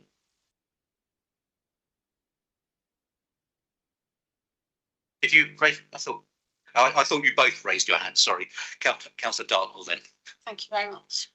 We welcome this report and totally recognise the comments of previous speakers that the report is somewhat sketchy, but I think we would like to be a little more generous and say that we understand this. I mean, nothing is more important than the financial recovery and stability of the council, and we look forward to working with the leadership and other parties to get that going.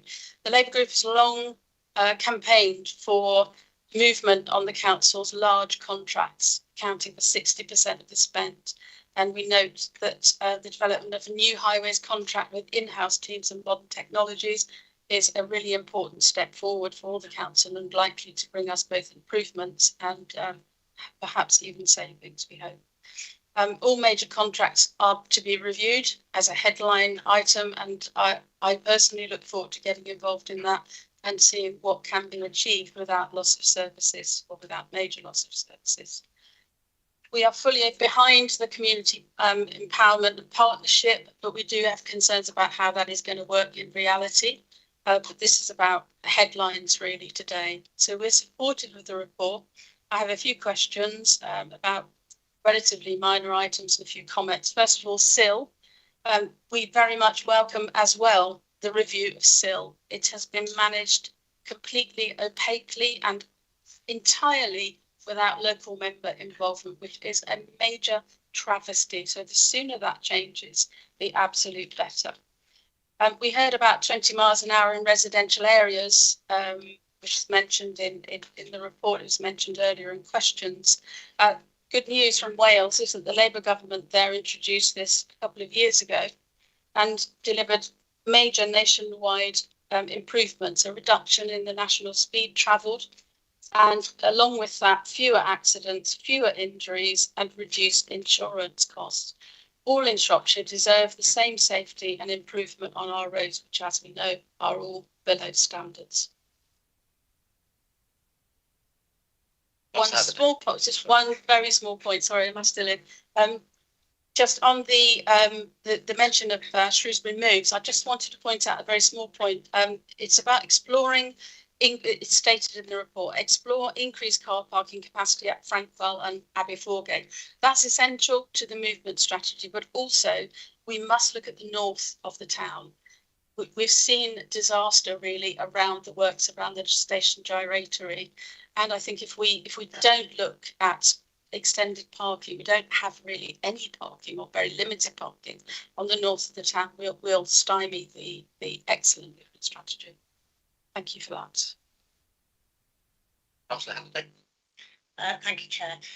Yeah, I'd just like to say I've already made the point about perhaps bolstering audit within this report, so I won't make that again. I just wanted to talk about income generation, and there's bullet points about targeting capital investment to improve income generation, which I'm certainly supportive of.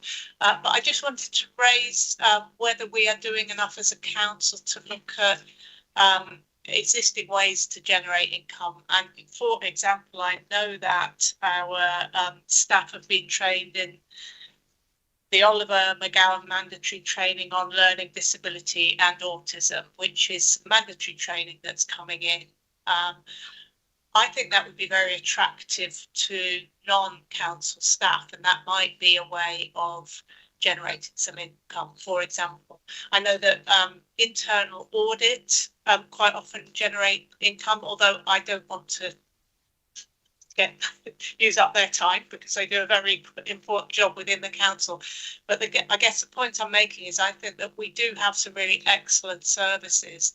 Are there some ways that we can generate some income? I realise it's not going to, stop the financial crisis, but multiple attempts to generate some income, perhaps with existing services, may also be a good approach. Okay, I have Councillor Wilson and then Councillor Dodges.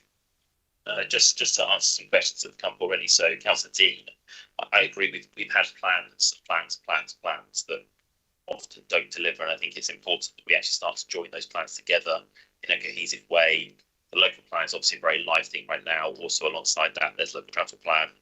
We need a growth strategy, but the problem is often those are too short in focus. They don't go long enough. So there are discussions ongoing right now with officers about how we can join together things I've mentioned alongside with council assets and property and strategic partnerships.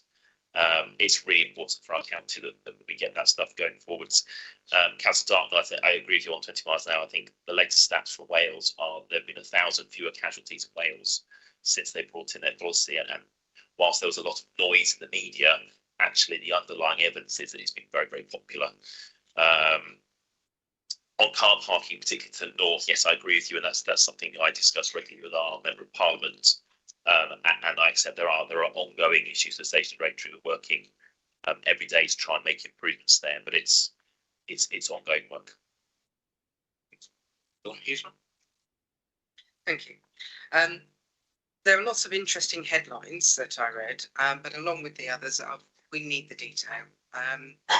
I look forward to reading that as we move forward, because it's going to be very difficult for us as members to scrutinise or hold the administration to account without that.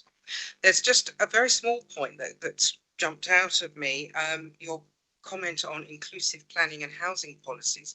Well, from the government legislation outline legislation that I've read on how planning is going to change, it's actually going to reduce member and resident involvement in that process. So there seems to be a direct conflict between your aims and what you're going to be able to do. So I'd be interested in more detail on that as we move forward. Thank you. Andy Davis. And one thing which really stands out to this report is it's outcome driven. I think that's really important. So whether we look at the adult social care or children's services, it's first of all states the outcome. So that's what you actually want to achieve within this sort of period of time. Then it goes on to set out the way in which we're going to do it. So I think that's quite succinct in this approach. And whichever area we look at, it clearly defines, what do we actually want to achieve for the council? It's not just going through the process of it, there's a sheer outcome for each. Who's going first? I think the spirit of which this is intended is about better, open and transparent governance. I'll be frank, I spent a lot of last term wondering what cabinet members were up to, where we were heading, what we thought was viable as an organisation, what officers were being instructed to do. We want to run this council in a different way to our predecessors, and we want to ensure that members and indeed residents know what we're trying to do and the outcomes we're trying to achieve across this still pretty vast organisation. This report is not designed to be prescriptive. It's designed as a precursor to that new corporate plan to indicate our priorities and where we want to head when we get that together from December. Obviously, that'll have much more extensive key performance indicators, stronger accountability and scrutiny over what we want to achieve, and of course, it'll have to go out to wider consultation. So this is just, as I say, a sort of starter, if you like, because I think it's important that we are clear about what our cabinet members are getting up to, what we're seeking to achieve, and how, now in administration, that manifesto is being interpreted. On the points that were raised during the debate, on towns and parishes, I think I commented on this in the last debate, but I just think the role of this organisation is having to change. Our social care pressure this year is 19.5 million. The ring fence council tax rise is 4 million.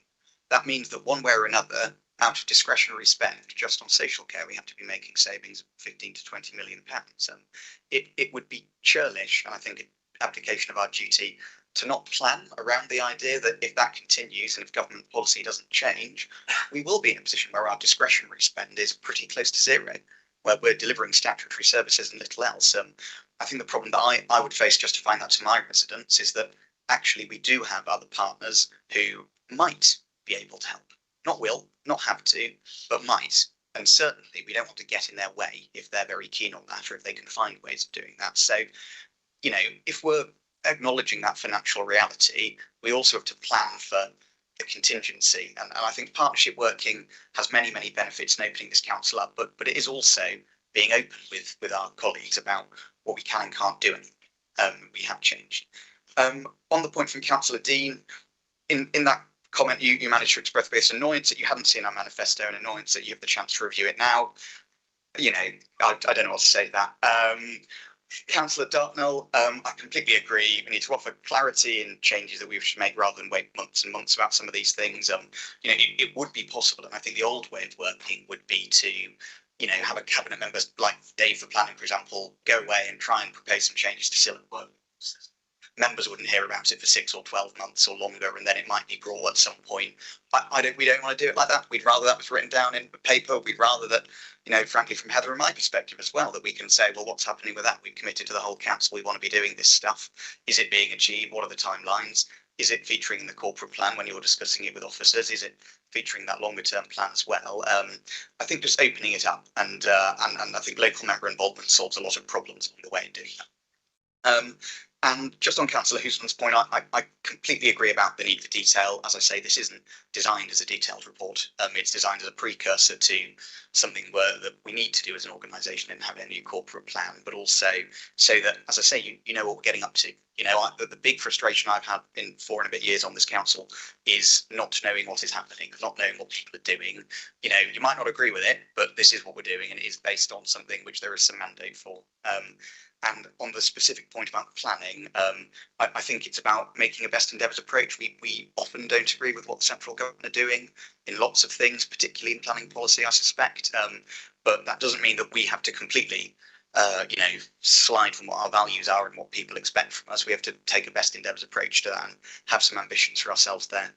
So, as I say, that the spirit in which this is intended is so that there is more clarity within this organisation. That's for officers, that's for cabinet members, that's for members, but it's also for residents, because there is going to have to be some quite significant change. And hopefully this, even if it's a bit of a prototype, forms what might in future council meetings be a better way of holding cabinet members to account as well, especially given, we've been foolish enough to write down everything we want to do. So now you have to hold us to it. Councillor Kidd. I actually thought that Alex was going to wind up the debate. I think all of that is true. This was never meant to be detailed. It was meant to be so that everybody knows the areas that are going to go into the Shropshire plan. The Shropshire plan is the thing that will have the detailed delivery arms underneath it, which we've never had in the past because they didn't actually happen under the Shropshire plan last time. So the most important thing are those areas that we've outlined, that we change the way we work, and that actually you all have an idea of which way we're going. And as Alex says, you may not always agree with that, but at least you know what we stand for. And the Shropshire plan itself, when it goes out to consultation, will be a vital part of you doing things and being able to input. Furthermore, I can't tell you how much I value the role of scrutiny and pre-scrutiny and the task and finish groups, which will inform a lot of what we're doing because it gets far more buy-in and has far more ideas. There may be 42 of us, but it doesn't mean we have the only ideas that are good and useful to the whole council. And that is the spirit this is. And it isn't about telling you now what we're going to do on Tuesday, Wednesday, Thursday and Friday. It is about saying this is what we're going to be doing so that we can set out those plans and they then can tell you exactly when we're going to be doing that over a time span. It was never meant to be anything more. I might say that when I asked my portfolio holders for their responses to the areas they needed to put in, I got a lot more back than is in this document. We wanted you to read it. We didn't want you to go to sleep in bed every night reading it. So this is literally the highlights of what my portfolio holders have said. We could have put lots of links in. We could have put lots of appendices in. You will see where we're going with all of that in the future. And I'm glad you're all still awake. Thank you. Thank you. Okay. Move to the vote. All those in favour of accepting the report?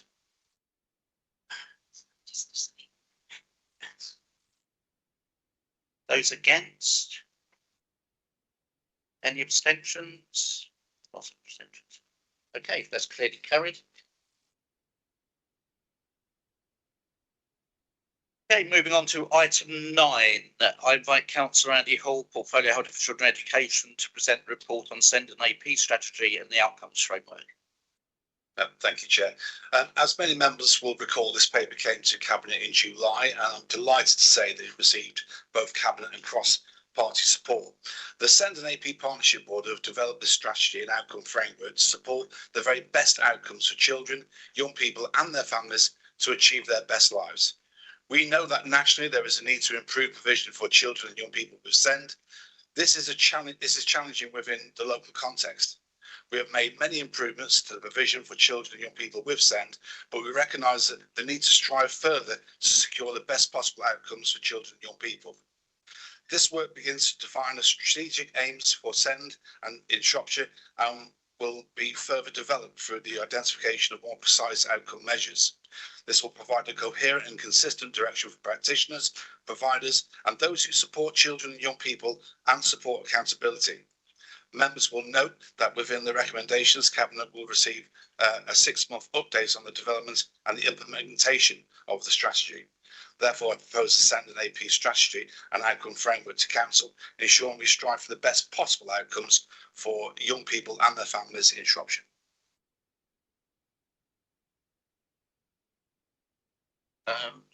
Councillor Bentley is. Well, I'm happy to second. Who's seconding?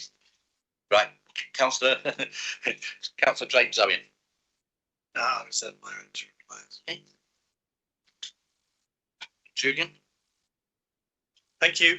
Yes, no, we welcome this report, and I think the level of response to and co-production that seems to have gone into it is really exemplary. Just from reading the report, it looks like the responses from families, children and parents have been really taken seriously, and that's fantastic to see. Of course, what it doesn't do is actually change the delivery, and I think probably like most members in this room, we have heard from families, from our residents, from children and parents about the huge difficulties and worries that there are out there amongst children with special education needs and disabilities and their parents. And those worries are probably more now than they have been for a very long time, because we're hearing pretty worrying mood music from the government in terms of looking at this area as an area for change, which is probably welcome, but also for savings, which could be quite dangerous to those families. So I think that alongside this report, we have to continue to stand alongside those families and do what we can to support them, and also do what we can to insist that the changes that the government brings about actually do genuinely support the delivery of better services for children with special education needs and disabilities. Councillor Mandy Duncan. Yes, thank you. Yes, I welcome the strategy as well. It's aspirational. It sets out clear priorities and outcomes, which are due to be refined over the next few months. So look forward to that detail. In particular, the SEND strategy seeks to extend the SEND hubs in mainstream provision and prioritise early identification, and these sorts of things, you know, can absolutely deliver better outcomes for children, young people and families, and better value for money. However, since the June 2024 hub paper, Shropshire doesn't appear to have significantly increased its hub places, despite the rollout of phase 1 in 5 mainstream schools. So it's not clear to me how many new hub places will be delivered and when. In addition, the financial monitoring report indicates a £5.9 million overspend on independent placements. Clarity, I think, is needed about how many children are in independent and out-of-county placements and why. It's important to understand this, particularly when the average cost of an independent placement is £53,000 per annum, compared to £21,000 for an in-county specialist school and £17,000 for a hub placement in a mainstream school. I think it's also lacking a clear transport reform plan, you know, which is much needed, given that the average cost of transport to a specialist provision is around £7,000 per annum. The strategy does acknowledge, of course, that current spending is unsustainable in light of the current financial emergency. The reform group will be supporting this strategy. We all want the best possible outcomes for our children and young people. However, greater transparency is needed for residents on how the SEND budget is spent. I think we really need to see a fully costed implementation plan with clear savings targets that allow us to understand precisely how the strategy will reduce overspend. Thank you. Thanks, Owen. I think that's next round. I think that's quite a good overview. Andy. So just to answer one or two of those points. So first of all, I'm so pleased that the members recognise the importance of this paper. Secondly, we all recognise there is a financial challenge with SEND, both in the locality and for our councils across the country, which is currently under review with government. It remains to be a challenge. It's being monitored constantly, and as many members will probably be aware, it only takes just 1 or 2 more high-level funded cases to come forward with VACVs that put even more further pressure on our budget. What the AP strategy, the AP strategy will do is it will make this council more accountable, and it will provide that additional information that members have just mentioned and require in terms of where our SEND spend is, and the details that will be more forthcoming over a period of time. And the good part of that is about the 6-month look and scrutiny of this paper to see that those things are being identified within the SEND spend. Again, it is challenging, and I think that the governments have indeed got to come back to local authorities with a plan of how we tackle the overspend in SEND and AP provision. Okay, move to a vote. Those in favour of accepting the report? Okay, anyone against? Any abstentions? 1 abstention. Okay, thank you. Okay, I invite Councillor Ruth Houghton, Portfolio for Social Care, to present the report on children's social care and the Ofsted report and next steps. Councillor Houghton. Thank you, Chair. I'm very pleased to bring this report forward to Council. This outstanding rating by Ofsted following an inspection of children's social care services is the result of good social work practice, strong leadership, a whole council approach, and an unwavering focus on delivering good outcomes for children and young people that are at risk of or who have experienced harm and abuse. About 2 years ago, a cross-party improvement board was established to focus on children's social care services, and I would like to acknowledge the input of fellow members, the input of our sector-led improvement partners from Wiltshire and Warwickshire, and our advisor from the Department of Education on this board. Their input, oversight, challenge and advice was always invaluable. Internally, departments other than children's services have contributed to this overall outstanding rating, including finance, human resources, IT services, admin support and legal services, all of which have contributed through the often unseen back office functions which are essential to delivering frontline services. Our investment in early help, stepping stones, prevention and family support services all contribute to better outcomes for children and young people and their families. Most of our looked after children are cared for in family settings, whether that be connected or kinship carers or foster carers. We have 6 in-house residential children's care homes, all of which have also been inspected and rated as either good or outstanding. This type of inspection is unique to social care and not something experienced by other departments within the council. The inspection took place over 3 weeks and included more than 95 meetings with staff, councillors, partners and young people. Over 300 documents were also updated onto a portal. All of this, whilst it was business as usual, with a number of complex referrals received during this time. As a council, we are extremely proud of this achievement and that of our children and young people who, despite facing adversity, go on to achieve great things. My congratulations to all involved. This is an achievement that we should all be very proud of. Thank you. Councillor Sarah Vast. Yeah, I second that. Reserve my right, please. I am Councillor Stanford. Thank you, Chair. Colin Stanford, Corfdale. This fantastic result shows the dedication of staff can overcome an extremely difficult financial situation. We should give credit to the dedicated staff and to Kirsty Hurst-Knight, former portfolio holder for children and education, who worked across political parties to put children's needs first. It shows what can be achieved through determination and dedication. The Conservative Group welcome the next steps outlined in the report, as we believe these are the right ones. Thank you. Councillor Dartnell. Thank you. I'd like to congratulate the whole team and also recognise the work of the Improvement Board. It's an outstanding result and it's a testament to very hard and determined work at all levels of the service, underpinned strongly by the need to bring love into all areas of the system. I was pleased to be with the whole team when the result was announced and see firsthand the commitment and determination within staff and the families who came. It was impressive and actually quite emotional. It's something to be very proud of. Not to diminish those comments at all, but I also note the report's comments on the reduction of numbers of children in care over time. Clearly, this is not something that can be done quickly, but there is concern that high numbers of children are in care in Shropshire compared to other local authorities.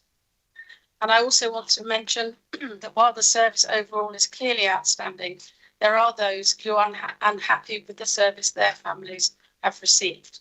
I seek assurance that the team work for improvement with PAC, for example, and other groups to improve the experience of families under pressure. Councillor Paul. Thank you, Chair. Last Saturday, I was invited to attend the virtual school celebration and achievement awards at Shrewsbury School.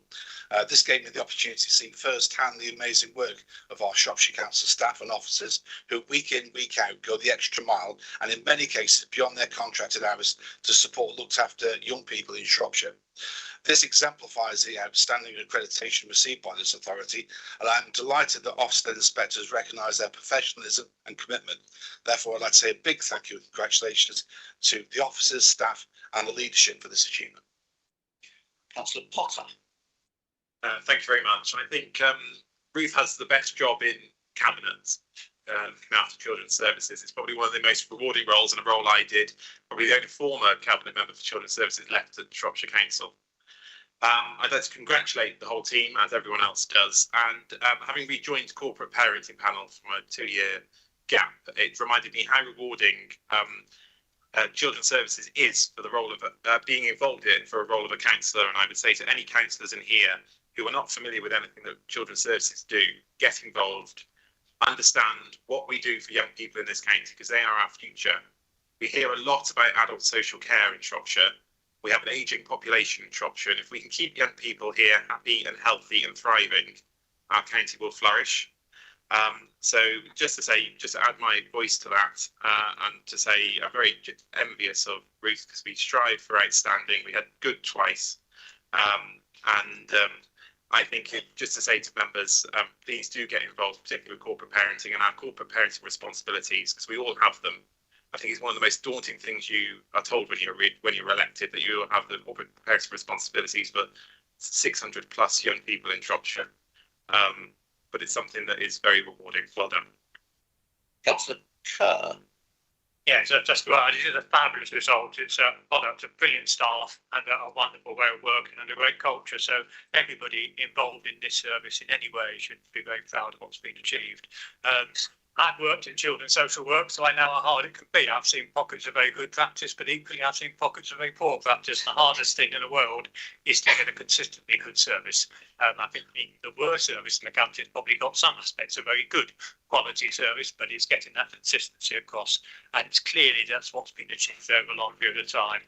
It would be good if the new administration could give some credit to Kirsty Hurst-Knight, because I think she led on this approach through the Children's Improvement Board. And whilst they're quite quick to blame the previous administrations for their budget failings, and I sort of get that, I do think it would be balanced to recognise that her work in doing this led to this inspection, and to be magnanimous enough to recognise that. My issue is don't stop now. There's a great danger that when anybody gets to outstanding, they pick the sigh of relief and start thinking about other services. There's a huge amount of work still to do. The Aspirations Board is vital in taking that forward. I believe in a child-friendly county. Let's take this excellence and brilliance we have in this service, and let's ensure that every child in this county has an opportunity to grow and flourish to the best way. Councillor Marston. Thank you, and I would echo the members' comments and offering my congratulations as well on the outstanding report. Coming back to the point made about high numbers of children in care, the report does state that given sufficient time, the outstanding practice that is evident in children's services will reduce the numbers of children and young people in the care of the local authority. And indeed, we benchmark very favourably with over 75% of those children in family settings rather than residential care. And from the meetings I have attended, I can assure you that there is definitely not a feeling that we're going to stop now, that staff are very dedicated to keeping the service moving forward. Councillor Hill.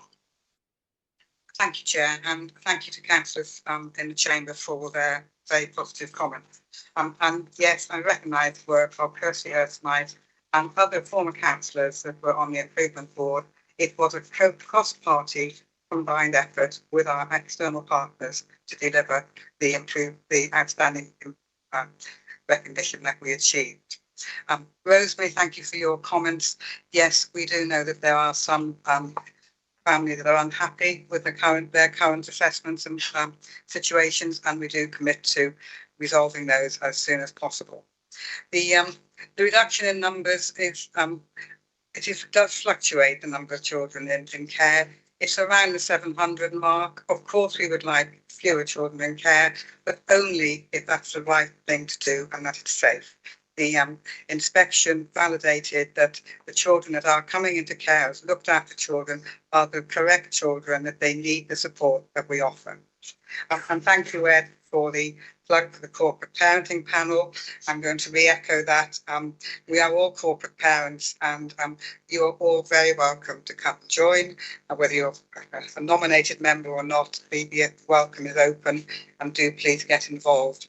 And if any of you, I'm going to make a plea here now, if any of you have local businesses or are involved in a local business, we are always seeking work placements for underprivileged children and care leavers. So please get in touch. Councillor Kerr, thank you very much for your comments and for your input into the improvement board. And as I said earlier, we have given credit to Kirsten. Thank you. My move. All those in favour of accepting the report and recommendations? Okay. All those against? Any abstentions? In favour? Moving on to item 11, Bishop's Castle Arts and Leisure Centre. I invite Councillor James Owen, portfolio holder for Council and Leisure, to present the report.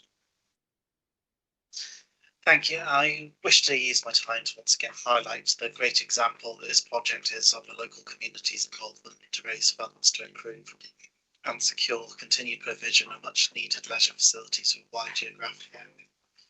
Since being set up in 2016, local charity has campaigned and fundraised tirelessly to raise money an impressive £250,000 to invest in new equipment and provide courses for local people in sports leadership and becoming lifeguards. It then went on to fundraise an additional £250,000 to mark the 50th anniversary of this facility, which Olympian Oliver Morgan used to learn to swim, which is being used as part of this project to replace the pool lining and hopefully save this facility for the next 50 years and future Olympians. These fantastic activities are seen as a key reason that the project received an external grant of almost £2.5 million from government, aimed to lead to ongoing revenue savings, and is very much in keeping with this new administration's key aim to protect and improve local services by working closely alongside community partners. It also makes use of available funding that comes from new development in the area and across the county to improve a community facility for all. It is, however, worth noting, given the financial emergency declared by this council, that this is a capital project, and therefore the money does not come from council tax, nor is it something that can simply be cancelled to save money in this financial year to keep the council afloat. In fact, the decarbonisation expanded works are expected to actually reduce running costs by energy efficiency and reduce maintenance costs in the short to medium term, as well as increase revenue incomes, proving its benefit to the whole council in this time of crisis.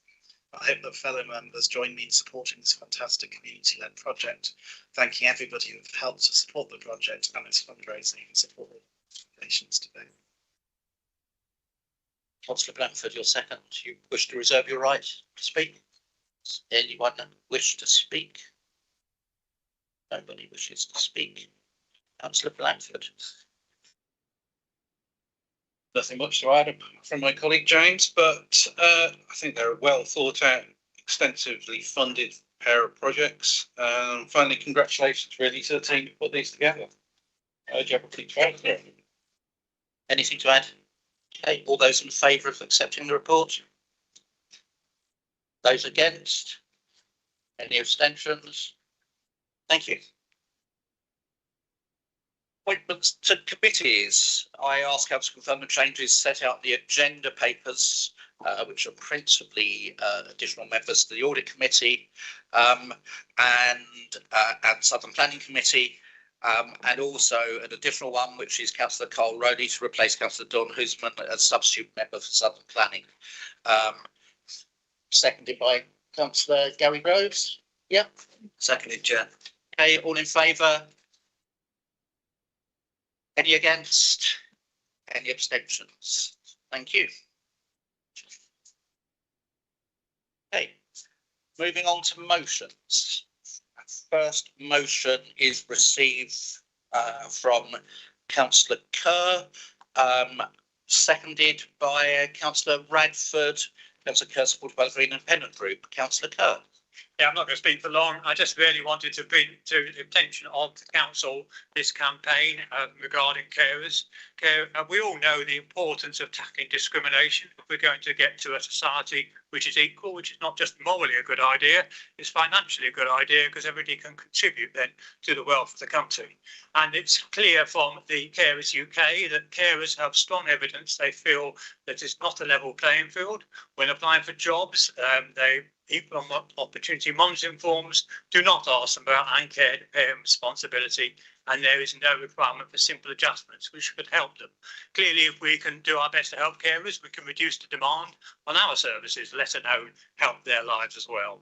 So therefore, the request is quite simple, that we support the campaign to make care and responsibility a protected characteristic under the Equalities Act, and to treat carers, and I'm happy to say unpaid carers in paragraph 2, unpaid carers in Shropshire, as though they had a protected characteristic. And just to be clear, carers can of course embody both adults and children in some cases. Thank you. Councillor Coleman. Thank you. Yes, Susan Coleman from Severn Valley. People with care experience often face discrimination and stigma across housing, health, education, relationships and employment. Unpaid carers provide support to a family member, partner or friend due to illness, disability or other challenges, and it should be included as the 10th protected characteristic, which means they're safeguarded against discrimination in the same way as the 9 other characteristics protected under the Equality Act 2010. Having been a carer myself, my terminally ill husband, I know how physically and emotionally exhausting it can be. I'm a physically fit and resilient person, but it sometimes failed me. I, however, did not have children to look after or a full-time job. Had I done so, I don't really know how I would have coped. And to know that an employer would make allowances for that situation in terms of hospital appointments, flexibility on hours, etc., is something that all carers would benefit from. So I fully support the motion to press government to make this the 10th protected characteristic.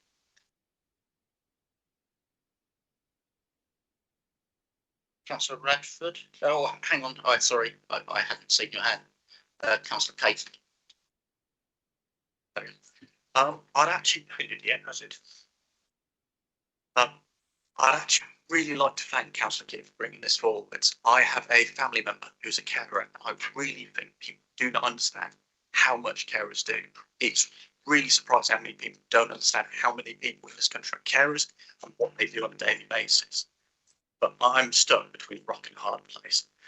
This motion has no constitutional impact. I've done fantastic research into what this could mean, and I have no definitive answer in what this is going to mean for carers, what this is going to mean for the council, and most importantly, what this is going to mean for everybody in this room. Because there's just no information in this. It seems like an absolutely fantastic idea. It's a complete shot in the dark because I have no evidence here to suggest that this motion will even do anything, or if it, for all we know, could be a massive financial burden for the council in the future. I just don't know. Councillor Walmsley. Thank you, Sam Walmsley for Club Division. I absolutely support the aims of this motion. As others have said, unpaid carers are essential.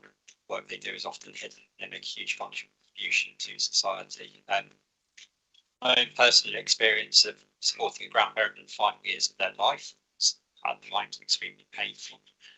I was also fortunate that it was relatively intermittent, giving me just a small insight into the challenges that those with significant caring responsibilities face. I want this to be a motion not just of support, but one that leads to practical changes. And to an extent, I do share the concerns that Councillor Clayton just raised. And the key one is this: what is a carer? We are talking about Shropshire Council treating carers as though they had a protected characteristic, which gives significant legal protection, and in appropriate cases that would be absolutely the right thing to do. So how do we make sure that we are directing this to the right people? And it's important we find this what is a carer clearly for 2 reasons. First, when people do need the protection that they being a carer gives, they are able to get that support quickly.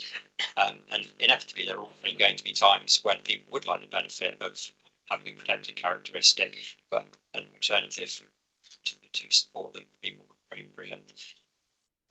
So I'm very happy to support the motion, but we do need to have in mind that they're going to have to define exactly what a carer is so that we can give people who need it support promptly and effectively. Mark Morris. Thanks, Chair. Some years ago, I was asked to take or to pick up, I run like a taxi business. I was asked to pick up young carers for a company called Red Cross Young Carers. I questioned, do they still exist? And can this be incorporated with those? Because it was a vast eye-opener of how many young children were going to these events. What the Red Cross do at a weekend is take them away for a weekend to give them an out-of-home experience to sort of forget what they're doing. And I thought it was fantastic. And I think something like this wants to work together if Councillor Kerr is willing to look at that. Thank you. Councillor Houghton. Thank you, Chair, and the comments are really important in the room today around this motion. The Care Act 2014 defines a carer as an adult who provides or intends to provide care for another adult, i.e. an adult needing care, and the NHS has a similar definition as well. But under the Care Act 2014, which is a legal framework for adult social care, which this council adheres to, carers are required to have an assessment, which they do, and there is an all-age carer strategy to support the outcomes from that assessment. Young carers, the ones Councillor Morris is referring to, they're also entitled to a carer's assessment as well. And that happens, and they are again supported through this all-age carer strategy. I have circulated some slides to fellow members, and I'm very happy to circulate those provided by our carer support worker to all council, as that provides a lot of background around carers. I'd like to point out as well that the majority of carers tend to be women, not exclusively. That can be detrimental to their work and career prospects and their earnings and future pension prospects as well. The protected characteristic means that carers by this council would be considered in any equality impact assessment for policy and future decisions. Thank you. Mandy Duncan. Yeah, thank you. Yeah, first of all, I totally agree. Carers, deserve respect and recognition. As a reform group, we are very pro-family, very pro-community. Supporting carers does show commitment to those, who actually save the country, billions of pounds. However, the motion, I think, it's symbolic. Essentially, we can't amend the Equality Act. Only Parliament can do that. And I am concerned about the implications to the council. There would almost certainly be costs involved in amending policies, staff training, equality assessment and monitoring. And I think that these are the things we simply can't afford in a financial emergency. I think other councils have what they call a carers champion role. I don't know if that's something this council has ever given consideration to, but that is basically a designated councillor who would act as a political lead and an advocate for unpaid carers. So perhaps this is something that we could do to kind of alleviate a financial cost, really. So that's my main point. Thank you. Councillor Bradford. No. Okay. Councillor Kerr. Thank you. I thanks everybody who contributed to the debate. I think the definition of a carer has been dealt with by Councillor Houghton, just spelled out in statute as what the definition of a carer is. So I don't think we need to go any further than that in this motion. The motion calls on the government to do something that's perfectly appropriate for a local democracy, of which we are, to call on the government to take action. That's a perfectly appropriate thing to do. In terms of this mirrors what we did for care leavers in terms of passing a very similar motion about a year ago to protect care leavers, and I'm not aware that's caused huge expense and cost to the local authority. Nobody's told me if it has. What we're asking us to do is not to discriminate. not to favour, but just not to discriminate. That's all it is asking. What is discrimination? Take into account irrelevant criteria. That's all we're seeking to do. And if we're really saying that's too much cost for a local authority not to discriminate against somebody, well, we're setting a very, very low bar, aren't we? Can we afford not to do it? Because carers are key people in our community. And if we cannot support carers, the cost to adult services, which are already high, will grow and grow and grow. So at some stage, we have to find better ways of managing that. And this is one of them. So thanks everybody who can support it. Okay, moving to a vote. All those in favour of the motion, please show. Yeah. All those against? And any abstentions? Thank you. Moving on to the motion from Councillor Guildhall and Labour Group. Councillor Guildhall. Thank you. Dartnell, I should say, sorry. Councillor Dartnell, thank you. I knew a Dartnell, sorry.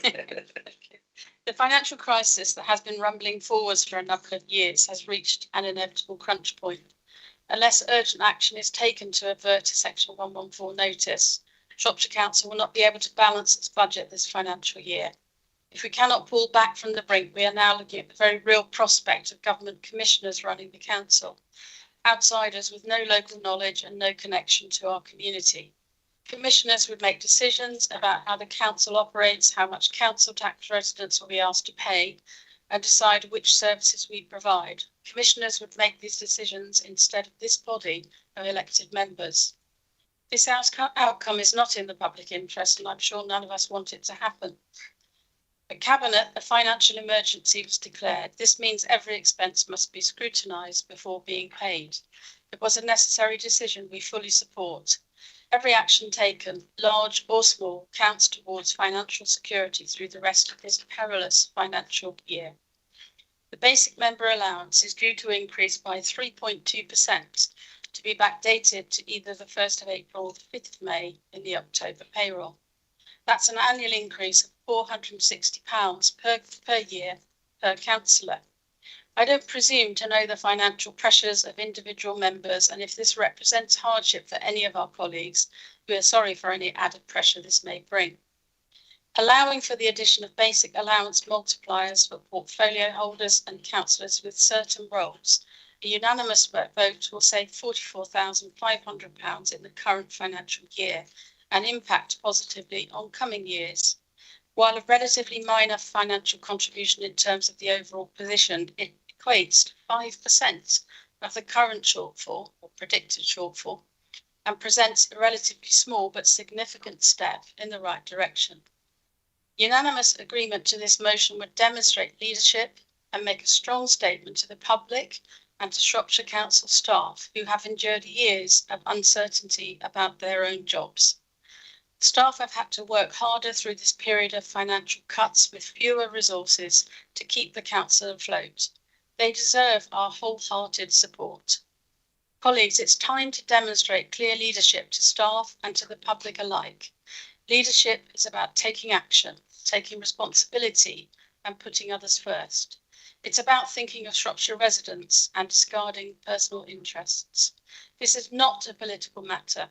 It's about setting an example. If you are just waiting for the talking to stop so you can vote down this motion, I ask you please to reconsider. I urge all groups and all councillors to vote for this motion and show together that we mean business.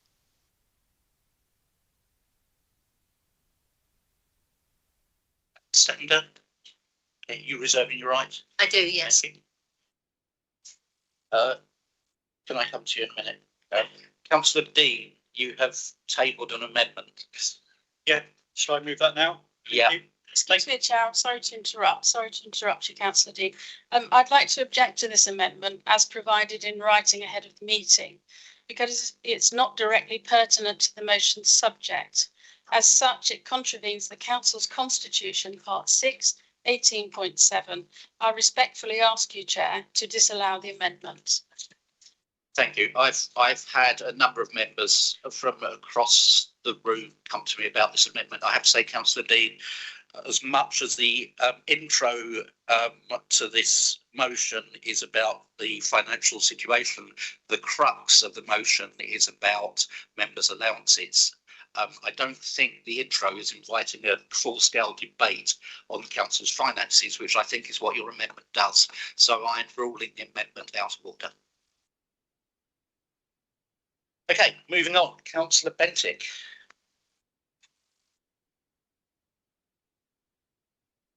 Thank you, Mr. Chairman.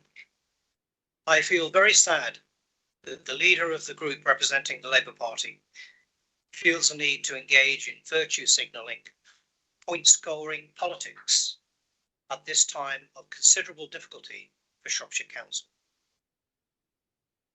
The failure of the councillor allowance to keep pace with inflation will have no material effect upon the council's financial position, but will further deter those without additional income from standing for election, further reducing the diversity of councillors. The current councillor allowance is set at £11.27 per hour, based on the Local Government Association determined councillor average of 22 hours worked per week. This is over £1.30 per hour less than the national living wage, previously called the minimum wage, which is £12.60 per hour. Indeed, many colleagues work considerably longer hours than to serve their local community. Is the Labour Party leader really calling for the councillor allowance to fall even further behind the national living wage, which I find both incredulous and distasteful, where both the Liberal and the Labour parties fought in the early 20th century for MPs and councillors to be paid, brought into statute in 1911. This is currently a diverse council, including those across the whole age spectrum, many of whom rely on the councillor allowance for financial survival and do not have the benefit of a council or other pension, which some of us do, including myself. Other councillors take unpaid leave from their main occupation to serve their constituents. By contrast, historically, this council has mainly comprised of members who had adequate independent income from other employment, businesses, or from pensions, such as myself. We should not regress to that position again and further deter those of modest income from standing to represent the people of Shropshire. And so, Mr. Chairman, as the effect of not awarding an independently determined inflation rise of just 36 pence per hour will make no material difference to Shropshire Council's financial position, and the level of the councillor allowance is already below the minimum wage, acting as a deterrent to those of modest or no additional income to stand for election. I ask members to vote against this motion so that this deterrence will not worsen. Thank you. Councillor Potter. Thank you very much, Chair. I find myself in a strange position where I agree with nearly everything that Councillor Bernie Bentinck has said.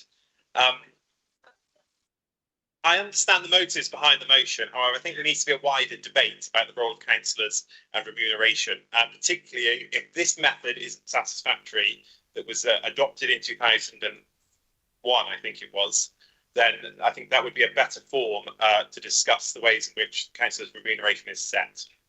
I just want to echo the comments around the diversity of this chamber. Since May, this is a far more diverse chamber than when I was elected the youngest councillor 8 years ago. And I think on rough maths, I brought the average age down of the council by about 25 years. I am really enthusiastic to see people of all ages, backgrounds, genders in this room to make decisions on behalf of our residents. And I don't want to see any blocks put in place to prevent people being attracted to take on the role of being a councillor. Sometimes it is a thankless task. I had a full head of hair 8 years ago. I'm not sure whether that's linked to being a councillor or not.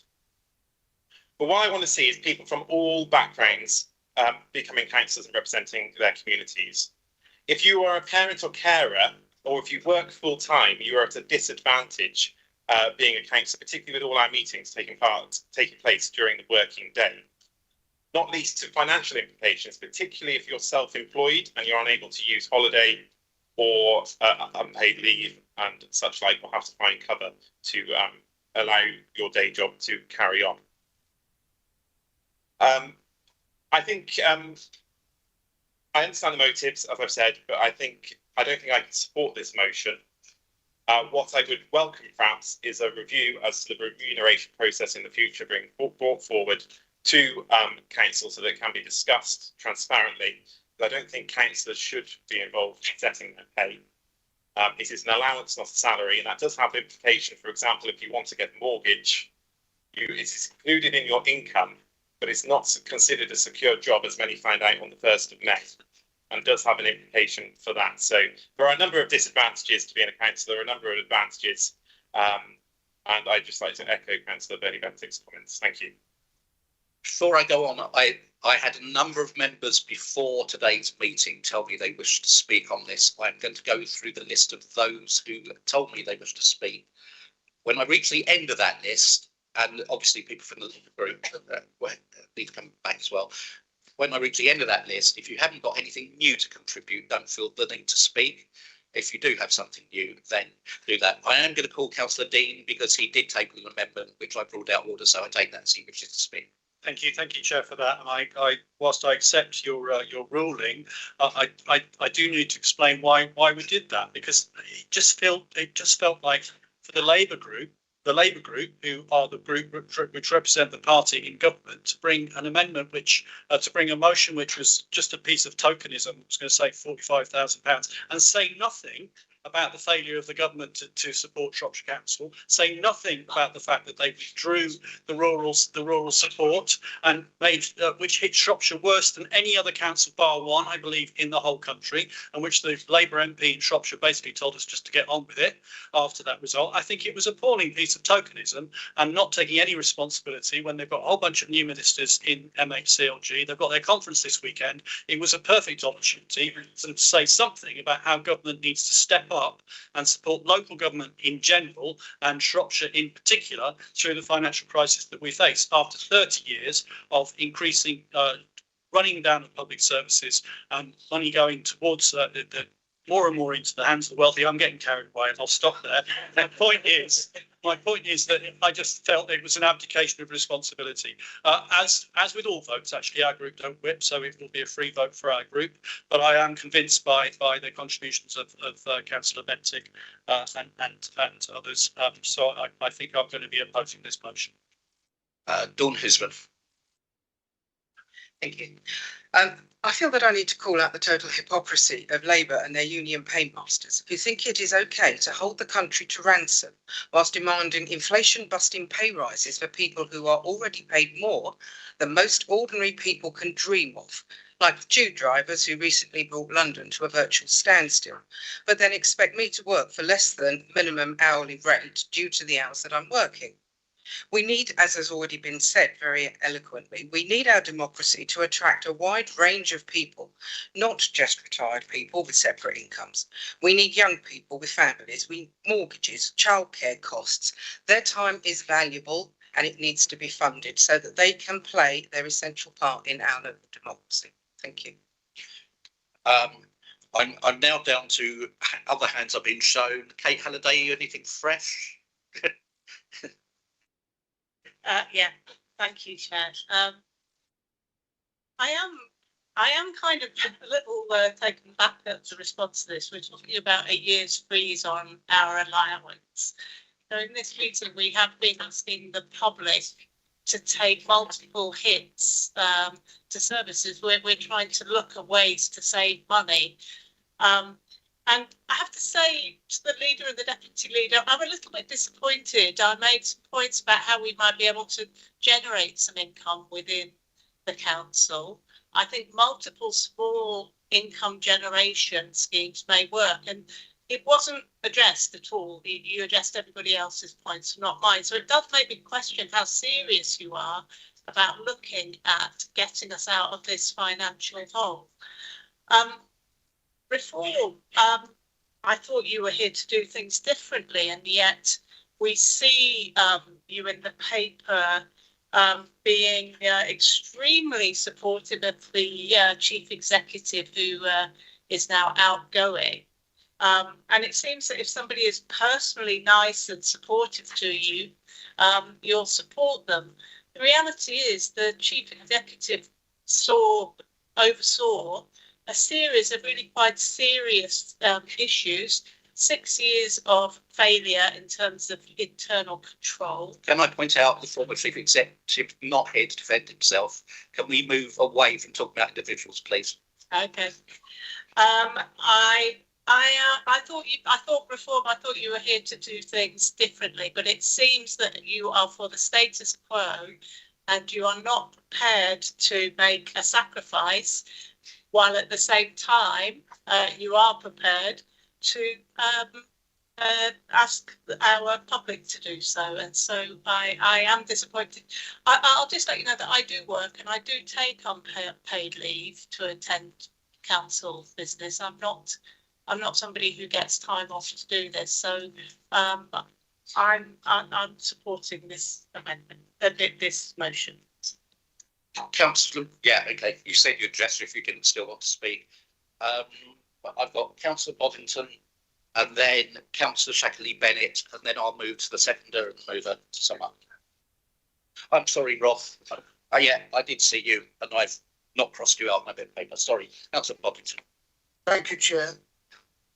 Back in 2021, I put forward the motion that linked councillor allowance to spinal column point 18, and it was set at half that, which is half the pay of an administrator. That it was set at that level so that we stop these endless debates in council every year, which got us nowhere, and they're distracted from our real business, which is saving the council, saving the county, and saving the planet. That's what we should be debating here. As has been said before, the debates put pressure on councillors with limited income and those that sacrifice income to attend council meetings. Should they sacrifice income to work their socks off as a councillor? And nearly every councillor works their socks off. Probably every councillor actually in the new administration. I mean, I've got huge sympathy with people who struggle to get by. That's not an issue. But we have to recognise that some of our councillors have struggled to get by. And they have nothing left in the bank at the end of the month. We are not all wealthy middle class people. Whereas it used to be that that's the attitude we talk from. So what we just need to do is make sure the membership of the council reflects the population of Shropshire. So some will be well off, some struggling to make ends meet. That's fine, because only that way will we make the best decisions. I will not be supporting this motion. Okay, Councillor Shackley Bennett, then Councillor Jones, then move. Thank you, Mr. Chairman. I'll be very brief. The LGA reckons that about a quarter of the council in the country will be going bust in the next 3 or 4 years. We're all in a very parlous financial state. When I was a young man, councillors weren't paid at all. Doesn't strike me that the performance of councils have improved much by means of remuneration, but there we are. We do get a more diverse membership. What surprised me, though, and this is my key point, is that this is obviously a politically motivated motion. I'm surprised he didn't ask for the abolition of council allowances altogether. That would have saved even more money. Thank you. Councillor Wilson. I have a lot of respect for Councillor Dartnell and members of the Labour group, but Councillor Dartnell said she didn't presume to know people's personal circumstances. I think it's worth sharing mine right now. I am a working age father of two. I'm working full time, shoulder to shoulder with our members of staff to try and rescue this council. I'm earning less than minimum wage. I have no pension contribution, so if I actually start paying into a pension for myself, I go far below minimum wage. So I have a mortgage to pay. I have to go and do the weekly shop, which I think we hit food inflation is now 5%. And I cannot support this motion. Okay, Councillor Bagnall as seconder. Thank you. I don't think anybody in this chamber stood as a Shropshire councillor because they thought the money was good. We knew exactly what the situation was. It's rubbish. I accept that. I absolutely accept that. But I think we also have to remember that a lot of us are also town or parish councillors, and a lot of us don't get paid for that. I personally don't, and I would say that I give just as much time on a weekly basis to my town council duties as I do to my Shropshire council duties. And I would also point out that on the town council, we have quite a broad range of people, from those who perhaps are lucky enough to have other financial means, and to those who, you know, probably don't have much. So I don't think a small councillor allowance is going to make a difference to the sort of people we have standing for Shropshire Council. I do know, though, that over the next period of time, whilst we go through this financial crisis with Shropshire Council, we are going to be looking at our own communities and the people within our communities, and we are going to be standing up for the services that are offered by Shropshire Council. We're going to be trying to get the best possible deal for our local communities, and that is our job. Our job is to make things right for our local communities as well as for the county as a whole. So we can't have it both ways. We can't be saying, yes, you know, we want to keep our leisure centre, we want to keep our library, we want to keep this, that and the other, and all our roads need to be pothole free, etc., etc. But we also want our allowance to go up. I understand what, you know, I get where people are coming from. I totally get that. I can see that, you know, it's a small amount of money that we receive as an allowance. However, that small amount of money is only going to increase by a small amount. And it's not necessarily so much about the amount of money that it will save the council. It's about the message it gives to the people in Shropshire Council who have already lost their jobs, lost, you know, taken on extra responsibilities for the fact that other people have been made redundant. It's much wider than that. It's the message that we give. It's standing in solidarity with those people and saying, yeah, okay, we'll make a short-term loss, if you like, but we're going to do that to show that we're trying to help. So I would ask that you support this motion as a means of setting an example and speaking to our residents. Thank you. Councillor Dartnell.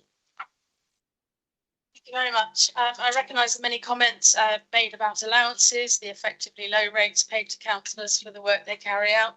It's quite something to be accused of political motivation by Councillor Bentinck, but there we are. He misunderstands completely the motives behind, the driver behind the motion. There is no doubt that better pay for councillors generally would provide a more diverse council, and the more diverse council we have is the better council because it represents the residents better. But this increase will not deliver any material change. I remind members that this motion is a request It's about taking a stand in support of our staff and in support of the hard times ahead for the services that we deliver to the public. I hope you will vote for it. Moving to the vote. All those in favour of the motion, please show. All those against the motion, please show. All those abstaining on the motion, please show. It's clearly against the motion. Thank you. Moving on, we have one final motion. I've had some discussions across groups about this. I'm inviting Councillor Hancock-Davies to speak to this motion, please. Thank you, Mr. Chairman. I know we spoke earlier with regards to this motion, so whilst I am disappointed that the motion can't be debated, I do appreciate that that is forms part of the Constitution. The motion that I've put forward, so the establishment of a fraud investigation team, is a motion which is rooted in something which is incredibly simple. It's protecting what is rightfully public. In 2023, the annual fraud indicator report predicted that fraud costs the United Kingdom's public sector approximately £50.2 billion, with local authorities accounting for approximately £8.8 billion of that, excluding benefits. This is staggering. Point of order, Chairman. I thought the proposer said the motion couldn't be discussed, but we seem to be discussing. Councillor Kerr, can we move on? It's not a point of order. I've discussed this with your group leader already. Can we carry on? Is the motion being moved? Can we carry on? Councillor Kerr, thank you. Can we carry on, please? Every pound that is lost to fraud is a pound not going into adult social care, pothole repairs, not supporting vulnerable families, amongst other services that Shropshire Council provides. In our current financial climate, when budgets are tight and services are under intense strain, we cannot afford to let fraud go unchecked. We have both a financial and a moral duty to act. Right now, Shropshire Council has no dedicated fraud team, and we face a significant risk of under-detecting fraud and under-reporting fraud. Although the council has one accredited SIPFA technician and other members of the audit team have, quote, considerable experience, unquote, in conducting investigations, this is inadequate. Let's be clear, audit is about assurance, not investigation. Audit teams are designed to provide independent assurance on systems, controls and governance, and not to conduct investigations. If auditors are investigating fraud in an area that they themselves potentially audited, they may be perceived as marking their own homework. It is also clear that audit staff already have full workloads tied to internal audit plans, risk assessments, and compliance reviews. Investigating fraud is not something that can be bolted on as and when. It needs dedicated time, resource, monitoring, and proactiveness. Fraud is not a victimless crime. It is the elderly person waiting for care, the family struggling with housing, and the community project that never gets off the ground because the money was lost to fraud. We also know that fraud prevention and detection pays for itself. Councils with even the modest detection teams have shown net savings in excess of their operational costs. While we may not match the recoveries of major urban authorities, such as London boroughs, metropolitan borough councils, evidence from other councils is clear. A dedicated fraud investigation team makes a real difference. This motion is about doing the right thing for our residents, for our reputation, and for, frankly, our finances. By establishing a properly resourced fraud investigation team, we will send a clear message. Fraud will not be tolerated in our county. We will detect it, we will recover what is stolen, and where appropriate, we will prosecute. Colleagues, fraud is not a problem we can continue to afford to ignore. The choice before us today is simple. Either we continue to leave the door open to those who would cheat the system, or we take decisive action to protect the public purse. The need for a dedicated fraud investigation team in Shropshire is not just important, but it is desperate. At present, we have no permanent structure in place to properly detect, investigate, and recover losses, leaving us exposed and vulnerable. Every day, without one, is another day where fraudsters can exploit our weaknesses, drain resources and undermine trust in this council. We cannot continue to rely on audit staff who are already stretched thin, whose role is not designed for investigation. Without a focused team, fraud will go unchecked, money will continue to be stolen from the public purse, and the most vulnerable in our county will pay the price. The time for half measures has passed. We must take decisive action now. Mr. Chairman, I urge members to support this motion, although I appreciate we cannot debate it and this will be going through other channels. But this is not just as a financial safeguard, but as a statement in principle that in Shropshire and in our county, every pound counts and fraud has no hiding place. Thank you, Mr. Chairman. Thank you. Councillor Kerr, I do not need your help in conducting this. I've been discussing it across the floor for 2 days now. Really, we could get through things a lot quicker if you didn't interrupt. Right, the motion was on the paper. The member had the right to move his motion. I forewarned him that I would be taking a view on the motion at this point. My view is that we cannot discuss it because it does call for budgetary expenditure, which there is no environment. Therefore, I am ruling that the motion is out of order. As you know, I've had discussions with other members of the group, and I have the right to stop the motion, which I am. I cannot tell it where to go, but I believe that it has the right to be discussed. So I am moving a motion from the chair that the proposal is referred to the Audit and Governance Committee for more detailed consideration, with the expectation the committee make a recommendation to Cabinet as to whether to establish such a fraud unit, subject to identifying a suitable budget from which to fund it. I believe I have a seconder with Councillor Julian D. Yes? Thank you. Yes, I will second that. I do think procedurally something slightly wrong has gone wrong, given that I couldn't move my amendment that also was ruled out of order. But nevertheless, I'm happy to second that this gets considered by the Audit Committee. Your amendment was not on the order paper at the time. It was tabled at the meeting, I think, is the major significant difference there. I am going to take this without debates that it goes to audit and scrutiny. All of those in favour? Those against? Any abstentions? Thank you, we got through that. Right, report of the Shropshire and Wrekin Fire and Rescue Authority, Councillor Minery. Yes, thank you, Chair. I should be very brief. There's 2 corrections to be made, 2 typos, one at the very beginning. Obviously, being elected in June 2025, I wouldn't be ceasing in June 2025. It should say June 2026.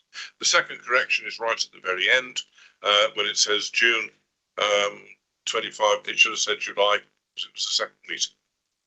I would very briefly like to add my personal thanks to those who have not returned to serve on the Fire Authority, either because they lost their seat or they stood down, and in one case decided to pursue other things. The loss of those people is quite significant, but I'm very confident that the people listed there who've arrived to replace them will do an excellent job. Having said that, Chair, I move the report be noted. Thank you. Okay. Do I have everyone's agreement to receive the report? Yeah. Anyone against? I also should highlight group leaders agreed that Alan Mosley be appointed as an additional member to the Fire Authority. I declare the meeting closed. Can we end the live stream?